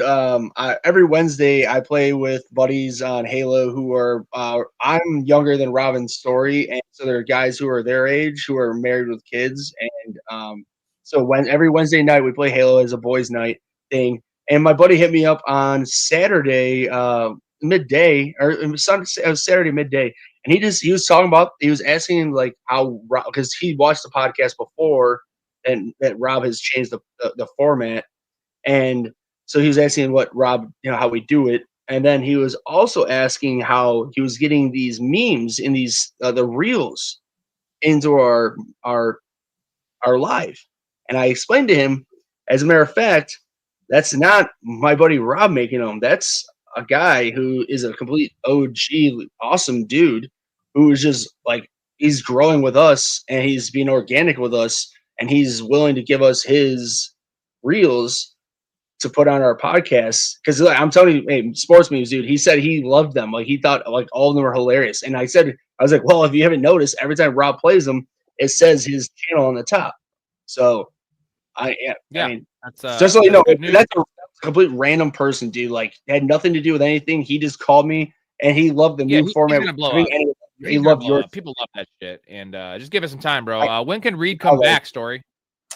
Last I heard was they were targeting a week 13. That's the Thanksgiving game, or the game against Chicago the week after that. The nice thing is, so his foot injury is already healed. It's been healed completely, so he's fine there. And with the collarbone, it's a bone, so once it's good to go, there's no risk of re-injury there. So when he's coming back to a team where you've got nobody wanting to step up and be an alpha wide receiver, and a team that's going to be clawing for positioning in the playoffs. I just think he's going to be super necessary to this offense. Yeah, well, Story, here's the thing, bro. He was super necessary his entire fucking career. When the fuck has he done anything to me? Like, he's had his entire career, like, maybe 10 really good games. The rest of him he's had average. both years, bro. He's had 16 touchdowns in 2 years. I mean, I don't know. I've gone against him plenty of times in fantasy when he's been healthy, and he's done dump. I'm just telling you. Look at his numbers, bro. He just doesn't play a lot of snaps. He's super effective. Like, I've looked at his numbers. I've gone against him in fantasy. I've used him in fantasy. I guess I've used him incorrectly because he's done nothing, and he's done nothing against me. So I've seen his numbers. He does do some stuff. I'm just saying, be precautionary with him is all I'm going with. You guys are acting like he's a home run. He's a home run. Well, upside. You guys, the way you guys are talking, you guys are acting like to get him, he'll be a home run hitter. Like, it's like, did Jaden Reed fuck your mother or something? Like, you're getting super worked up about this. He might have. I'm being precautionary, dude. That's all. That's fair. Yeah, I like the talent, and they need something to change there. And Tucker Kraft being out changes everything for them. And that's the difference there. Jason says the shy dog and Italian beef dipped underrated. What do you prefer, Chicago style hot dog or Italian beef? Italian beef, but get the beef and sausage combo. That's where where dreams come true right there. Beef and sausage combo. Sorry. So we'll just say not a combo, just normal Italian beef, since it looks like that was the question. How do you get your beef? Wet. Yeah, wet. I'm dipped, and I go that much greasier. I get a side of juice dipped. Yeah, give me all the jus. Give me all the jus. I drink that shit. I finish it. I take shots of it. It's great. I was saying that's why I get the side because it's just too good, dude. Every shot of that you take, it takes a month off your life. That's the rule. Perfect. Michael says start Drake May or Jalen Hurts. Ooh, that's a good question. That's a tricky one. What do we got? Drake May or Hurts? Drake May Thursday night at home against the Jets. Yeah, but the Eagles have the Lions at home against the Lions. Give me Jalen Hurts in a Sunday night game. Give me Jalen Hurts. Yeah, I'm gonna go as well because Jalen Hurts shows up, man. Like as much as he downplays talent, like he did clearly this past weekend, he shows up in prime time. Like Yeah, that over under is probably 47-48 versus the game, the Jets Patriots game is probably like in the low 40s. Correct. 46.5. Nice call. Would you trade Judkins, Shakir, and Singletary for Saquon? That's probably too much, bro. That's unless it's a too much 10-team because league. of Judkins. Like if you're going to give up 3 for 1, you can't be giving up like Get someone back. Get 3 for 2. Get someone. Shakir back is the number 1 there, bro. And now you have Kincaid being out. Shakir is almost like a top 30 option. I mean, he already ranked that way. Don't care. I don't care about any of the pass catchers that's on a tight end in Buffalo. We've talked about this, Rob. Because we want Saquon over Judkins. Yeah, but like you can get more. Like Ray said, get somebody back. If you're going 3 for 2, you should be able to try somebody else back. Well, and plus, we explained this, Rob. Like I'm saying, I've told you my feelings. I love Josh Allen as a quarterback, but the new style of NFL offenses and quarterbacks are you don't just pick on wide receiver 1 and go to that guy. You just give whoever's open. And that's what the Buffalo Bills do. Now, if the Buffalo Bills had Jamar Chase, completely different story in my eyes, I guess, because Stephon Diggs was a stud when he was there. So right now they don't have that though. Mark is so quick at banning these people. I love it, Mark. Someone comes in here disrespectful. I love it. What a clown. Marky Mark? Pick 3. Not you, Mark. You're the opposite of a clown. No. You are we love you. Hercules. You're a golden god. You're Dennis Reynolds from Sunny in a good way. Pick 3, full PPR. Devonta Smith, Tet, J-Mo, Parker Washington, Franklin, Lockett. Oh, Lockett is added in there just because of the week he had. Smith, it's in order. Tet, Franklin. Over J-Mo. I would probably go the same, to be honest. But because that's the thing, dude. The Lions are the same thing, but like Jared Goff, they spread it out, dude. They spread out to a lot of different people. But here's the difference: is that they do have a bona fide wide receiver 1 in Amon St. Brown, along with that huge running game. So that goes a long way into bringing down J-Mo's fantasy value. Rank these: Breece Hall, Swift, Chase Brown, rest of season. I think it's rest of season. Maybe it's just this week. Is it? It's Breece, Chase Brown. Hall, Swift, Brown. Hall, Swift. You have Swift ahead of Chase Brown? Yeah. Whoa, I'm not going to go that far. What do you got, Ray? Yeah, it was even with my young guy there, man. That's pretty ballsy because who the hell is it? I mean, I'd probably say though.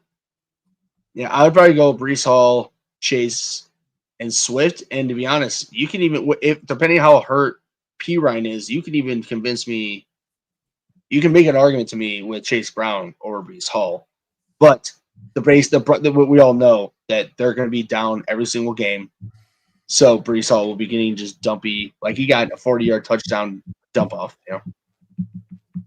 We got Ferguson or Kittle rest of the season. This is Kittle almost over everyone in the league. After that performance, that touchdown he had, guys, was so fucking epic. That was a matrix move. There's 3 tight ends in the league that can do that. Like that was crazy.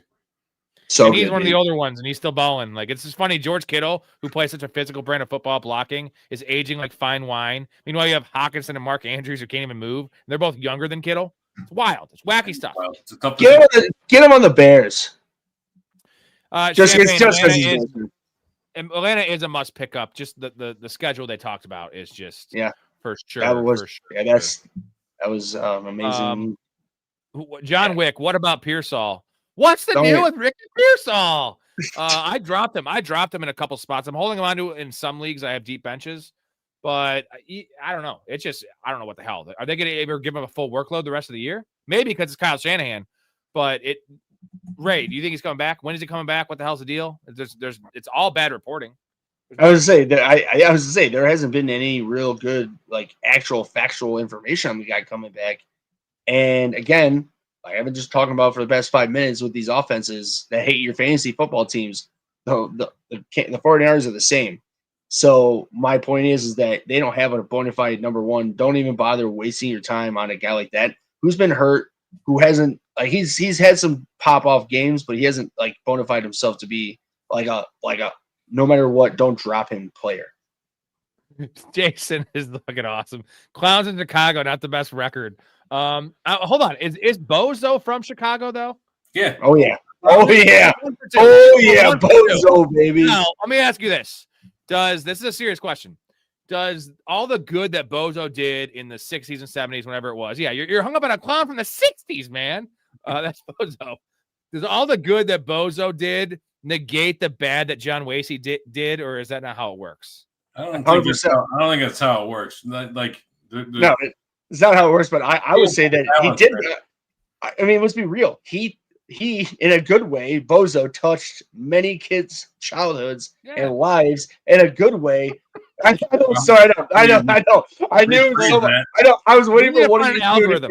Hold on, we got to find an algorithm. So, John Wayne Gacy, this is pretty much factual. 34 murders, 34 boys. Now, what is the ratio? There was more than that. Well, yeah, it might have been more. But Bozo probably touched in a good way, like 400 million boys. That's where I'm at, dude. What is one murder compared to a million in terms of like positive way? Like, where's the ratio there, right? Like, what is the war? Like the wins above replacement, murders above replacement. I mean, honestly, if you're putting it that way, there's not an actual scale, because that means John Wayne Gacy he overtakes it, because you murder children in the way that, like, if you're old enough like us, that we all know how he did it. So there ain't no coming back from that. Would the world be better off today if Gacy hadn't? Yes. All right. That's all you had to say. Good call. I was out of line. I was actually making a joke. But I know, rank Mayfield, Stafford. Awesome. Just great comment from Jason. Rank Mayfield, Stafford, Caleb Williams, and Prescott's. Stafford, Mayfield, Williams, Prescott. But Prescott, it's also the garbage time king.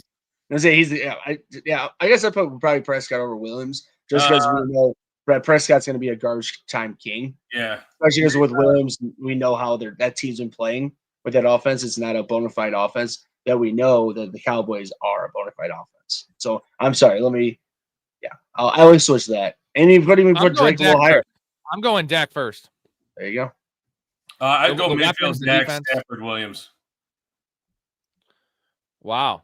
You got a mixed bag, everybody. Champagne, Devin Neal, Tootin, Ollie Gordon, Isaiah Davis, Singletary, Emmanuel Wilson, and P. Ryan. P. Ryan's out for a while, so you can take him off the list. This is a tough one. Are you still high on Isaiah Davis, or are you kind of chilling on that story? Because I'm chilling on that a little bit. Yeah, I figured you would be.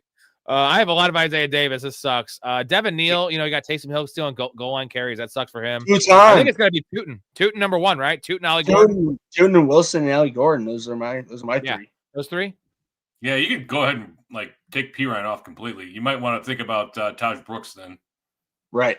That's a good call. What should we do about Garrett Wilson's story? Are we going to drop him in our league? We have waivers coming up. We also only have about 20 minutes max in the show. I have waivers coming up here in less than an hour, and I got to take care of my dog. So get your questions in while you can. We're almost caught up. We're only 12 minutes behind the chat. What do you think, Garrett Wilson? Give it a week to see what the reports are. I mean, can you even trust him when he comes back? He had a goose egg through 3 quarters. Yeah, or whatever in the third quarter. You have to assume that this time around they're not going to bring him back until he's healthy. If he goes on IR, then he's off our team. Real quick, sorry. Me and Rob talked about this yesterday, and I think because I have Garrett Wilson, so I really need him. Well, I have Olave, luckily, as a backup, but I would love him to be what he was prior to injury. And Rob brought up a great point. He's projected to be out 3 to 4 weeks. What are really I'm saying this is, I just want your opinion. What do you really think is how high of production the guy will give when he's back healthy, when that team's already clearly out of the playoffs?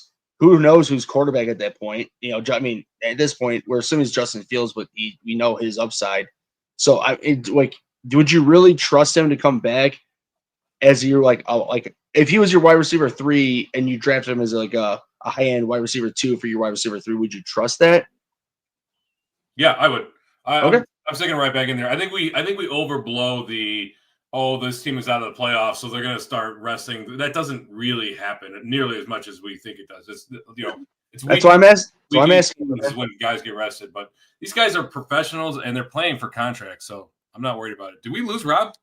No. Oh yeah, we might have. You can hear me. He's here. Answer this one. Would you guys trade away Jamar Chase Jamar and Chase Brown for London and Rome. I already have Dak. Ooh. I don't know why Jamar and Chase Brown for London. What does Dak have to do with this question? Yeah, I guess he's just trying to tell us how good of a quarterback he has for fantasy wise. I would not do that trade. I love Drake London, but Yeah. Jamar and Chase Brown. No, I wouldn't do it either. But I wouldn't I'm trying to figure out how Dak fits into this question. I don't really get it. Because talking about the stack, I don't know. Yeah, I don't get that either. I don't know S&P, but I wouldn't do that trade. I got Tez on waivers, drop Musgrave. Yeah, DK, good job. Who's a better start this week? Ingram, Mason, Taylor, Freiermuth, or Likely? Give me Isaiah Likely for the touchdown upside. I was literally about to say, like, it's not a fun thing to say, but it might be Likely, but it might be the lighter two. Like Dawson Knox. That's the answer. Dawson Knox. Yeah. Dawson Knox is the answer. Barring that, I'll go Mason Taylor. I'm going you with guys that agree that Portillo's is overrated? Because I got thoughts on Portillo's. Okay, so Dick Portillo built an amazing brand, right? And he's a billionaire because of it. He started expanding. Great. They're in Arizona now. Fine. Whatever. You know what happened? He sold the company to a private equity firm, and like private equity getting involved in almost every aspect of capitalism, they cut quality and they ruined the brand. You're seeing this with Portillo's. You've seen it with Buffalo Wild Wings. You saw it with Portillo's. It's private equity is a bane on our capitalistic society, and I absolutely hate it. So yes, Portillo's is overrated because of the name. It didn't used to be. It used to be amazing food. Now it's barely above good. If that. I wouldn't say. Sorry, to be honest with you, I wouldn't say the quality has dropped as much off as you're saying, but the price has like doubled or tripled. So, like, we know the quality's dropped. So when you have the quality drop and then also the price go up, it's definitely overrated at this point. Like, I'm telling you, the quality's bad. It's bad. I love that the last two things we talked about is in Portillo's and John Wayne Gacy. Local to our heart. So Jason gives me a $5 super chat. Love you, Jason. You are just the fucking man. Iowa, one man of the year there. My dad lived 3 blocks down from him and used to collect Gacy rocks when they leveled the house in the 80s. I don't know if that's a good collector's item, but the thing is, I've watched a lot of all these serial killers. Like I could do pop. Whoa. Jason, bring those rocks in to go to Vegas, bring them into Gacy Pawn Stars. Those dudes will buy it up. John Wayne Gacy was like a pillar of the community, bro, and that was his like hiding in plain sight. Like the dude was like a political figure. He was literally like the leader of every neighborhood. 3-faced person, a clown, political figure, and a community guy. Business owner. Like he was the guy. Like everyone loved him, but he was very, very messed up. Just like everybody loves you. Just like everybody loves you. I think he's the most evil of all of them. Like him and Bundy. I feel like I just have a soft spot in my heart for Dahmer, just because I feel like he was a decent guy compared to these other dudes. I'm not saying he was a good guy compared to us. Compared to the other guys, he was decent. He cared about it, the people he killed more than these guys did. Oh my god! Everybody, you just got the clear understanding of this channel. I just don't think he was as bad of a dude. That the body count's not as high. Like Bundy was like literally fucking he hit 17 to 20. Gacy had 30, 32, 34. And he was torturing them. Like that's bad. I don't like that. I'm not saying I like fucking okay. Strike that from the record, okay? I had to read on that. I had to read on that. Drop my young guy for Tez. I got Harvey, Sharp, Robinson Jr., Benson, Cook, and Judkins. Probably not. I mean, I don't want to drop anyone else in the running backs, but if you need a wide receiver, But it sucks because, dude, Swift is already hurt, and he's been injury prone in his career, and Ben Johnson didn't really want him on the Lions. I don't know. I would just say let's say I dropped him in Simmons's league, and I regret that. So this time don't pull it. Have too many running back handcuffs. Good call. Is Tez better than Shakir? I want Shakir over Tez still. Come on, Josh. Yeah, probably. But I'll take Tez over Keon Coleman. Sure. Oh, yeah, Coleman. He gone, bro. He gone. Thank you. Mahomes Thank you for seeing the light on that. Mahomes or Caleb this week? I have the same situation. I'm starting Mahomes off a loss.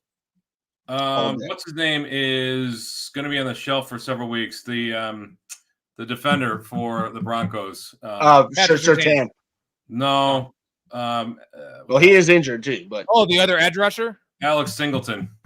Oh yeah. So, Some give me ball, Mahomes. he has ball surgery, literally nut surgery. Lance Yeah. Wilson Yeah, dude, stuff. tumor. Get well They- soon, they- Singletary. Got cancer. Get well soon. Dude, That sucks. hey, real quick, how crazy is that? They did a random drug test on that guy to find a huge ball tumor on himself. That's Hey wild. man. Dashy, do you expect the Pats versus Jets to be a blood or could be a trap game? Because it's Thursday night division game. What do you think? Could be a low-scoring game in general, but I do fully expect the Jets to win by 2 scores. Any NFL game is Not the Jets, the Patriots. any NFL game is a trap game, but like I'm with Story. Like they're not going to get like blown out by any means. Like the Pats are going to take care of business. The Jets suck.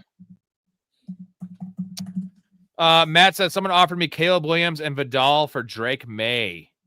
If you need a running back, he has Jackson Dart and Trevion, Mason, JCM, and Marion. Yeah, he has to because he is a Marion, and you don't have a lot of running backs. It sucks, but Caleb's fine.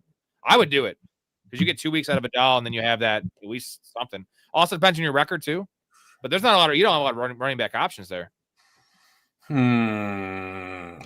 and Trevion, Mason, JCM. Yikes! Yeah, that's the problem. Like Trevion's good, but like after next week or after this week, he's going to be competing with Stevenson again. Mason, I've never been a fan of in Minnesota, and JCM is borderline droppable in 12-team leagues. But he has a Yeah, Marion if Hampton Hampton. has a setback, you're He fucked. does have Marion Hampton though, so it's one of those But things. what if Hampton has a setback? Then you're fucked. Then you have no running back too. Yeah. So But he's getting it's Vidal kind of back. record dependent. I would do it. I would do it. He's If you getting have Caleb, Vidal. He's getting Vidal back. So yeah, that's the thing. Cruz, what's up, man? Can't wait for the professional here. Thank you. Love you, boys. Peace. Yeah, he won the free giveaway today, so you'll be getting your hat soon. A lot of you other guys are going to get your hats Cruz. too.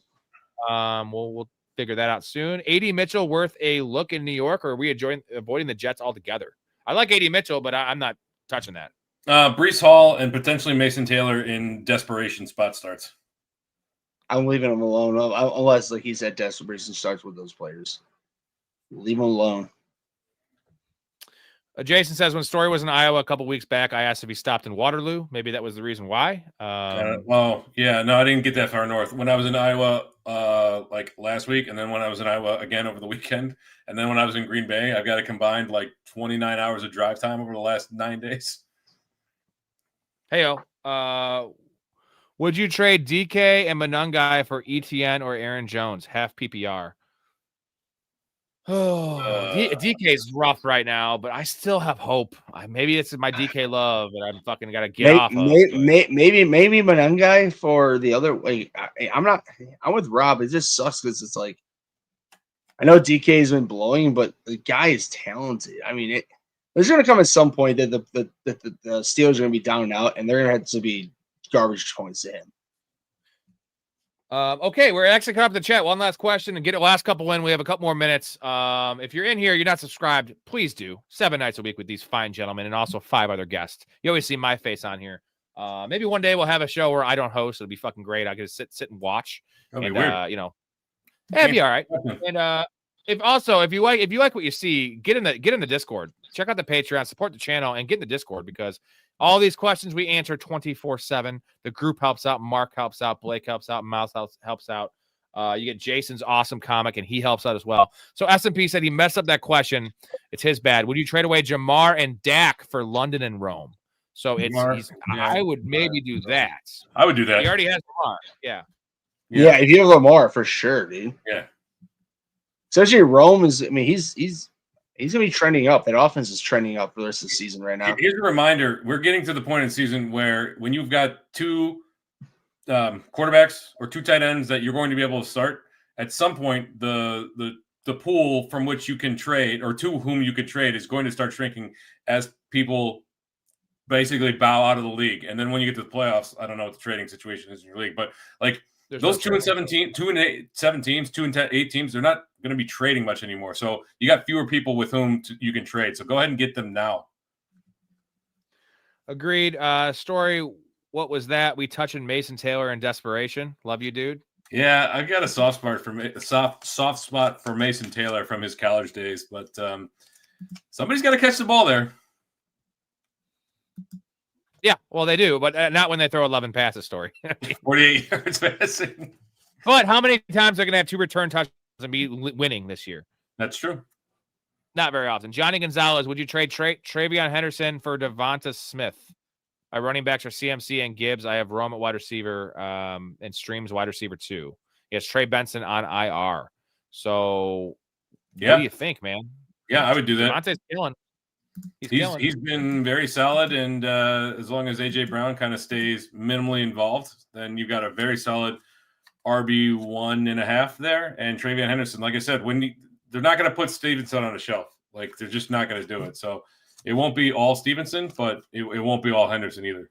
Well, Story, the only thing I got to say about Smith is that he's either going to lose you a week, or win you a week. He's literally 0 to 100 as a fantasy player. Like, he either gets you 30 or 20, or he gets you 5 or 3. So this year he's been pretty consistent, though. That's the thing. This year he's actually been consistent. That's fine. I got PTSD of the guy. That's just me. It's because AJ Brown's been a nothing burger. So maybe in the future it'll go back to what it was, right? But yeah. AJ Brown's getting 2 catches a fucking week. And Devontae Smith won a Heisman, and AJ Brown didn't. So I guess if you want to ask my pick of who I'm taking out of those two right at the moment, for right now for the hot hand, it's obviously Smith. AJ Brown won a award at his local library for reading to children. Okay. And that was not a John Wayne Gacy joke. Thank you, Sub. Appreciate you guys. I'm just tired of wavering on second wideout. Yeah, we're neighbors. You're a neighbor's victim. Again, not as bad as being a John Wayne Gacy victim, but that's a joke that keeps on giving all year long, Clark. All right, that's it for me. All right, everybody. Yeah, all right, everyone. Appreciate everyone here. 7 nights a week. Tomorrow night we'll be on at 10 p.m. Central. That's with the Chaz, maybe a Ray showing, maybe a Story showing. Who knows? We just have a great community here, great dudes on the show, great co-hosts. Appreciate every one of you guys. Again, check out the website, professionalfanatics.com. You got all the info there. If you want to help support us and keep the show going strong and get in the community, because it's unlike anything else that I've seen in the thing. And we actually care, right? We actually fucking care. I believe I believe that this community is very strong and only growing. So get in now. Get in on the ground floor. Damn straight. Dakota says AJ Brown went to Ole Miss. How could he win a Heisman? Yeah, they don't throw the ball to anyone there, especially not their wide receivers. Well, but he was a good player. Prove my point. That's all. Yeah. All right, gentlemen. That's it for me. For Story, for Big Ray, for Rob. Appreciate you guys. Stay positive, love your life, and respect each other. We'll see you tomorrow night. We out. Enjoy the waivers tonight. Enjoy the waivers. Peace.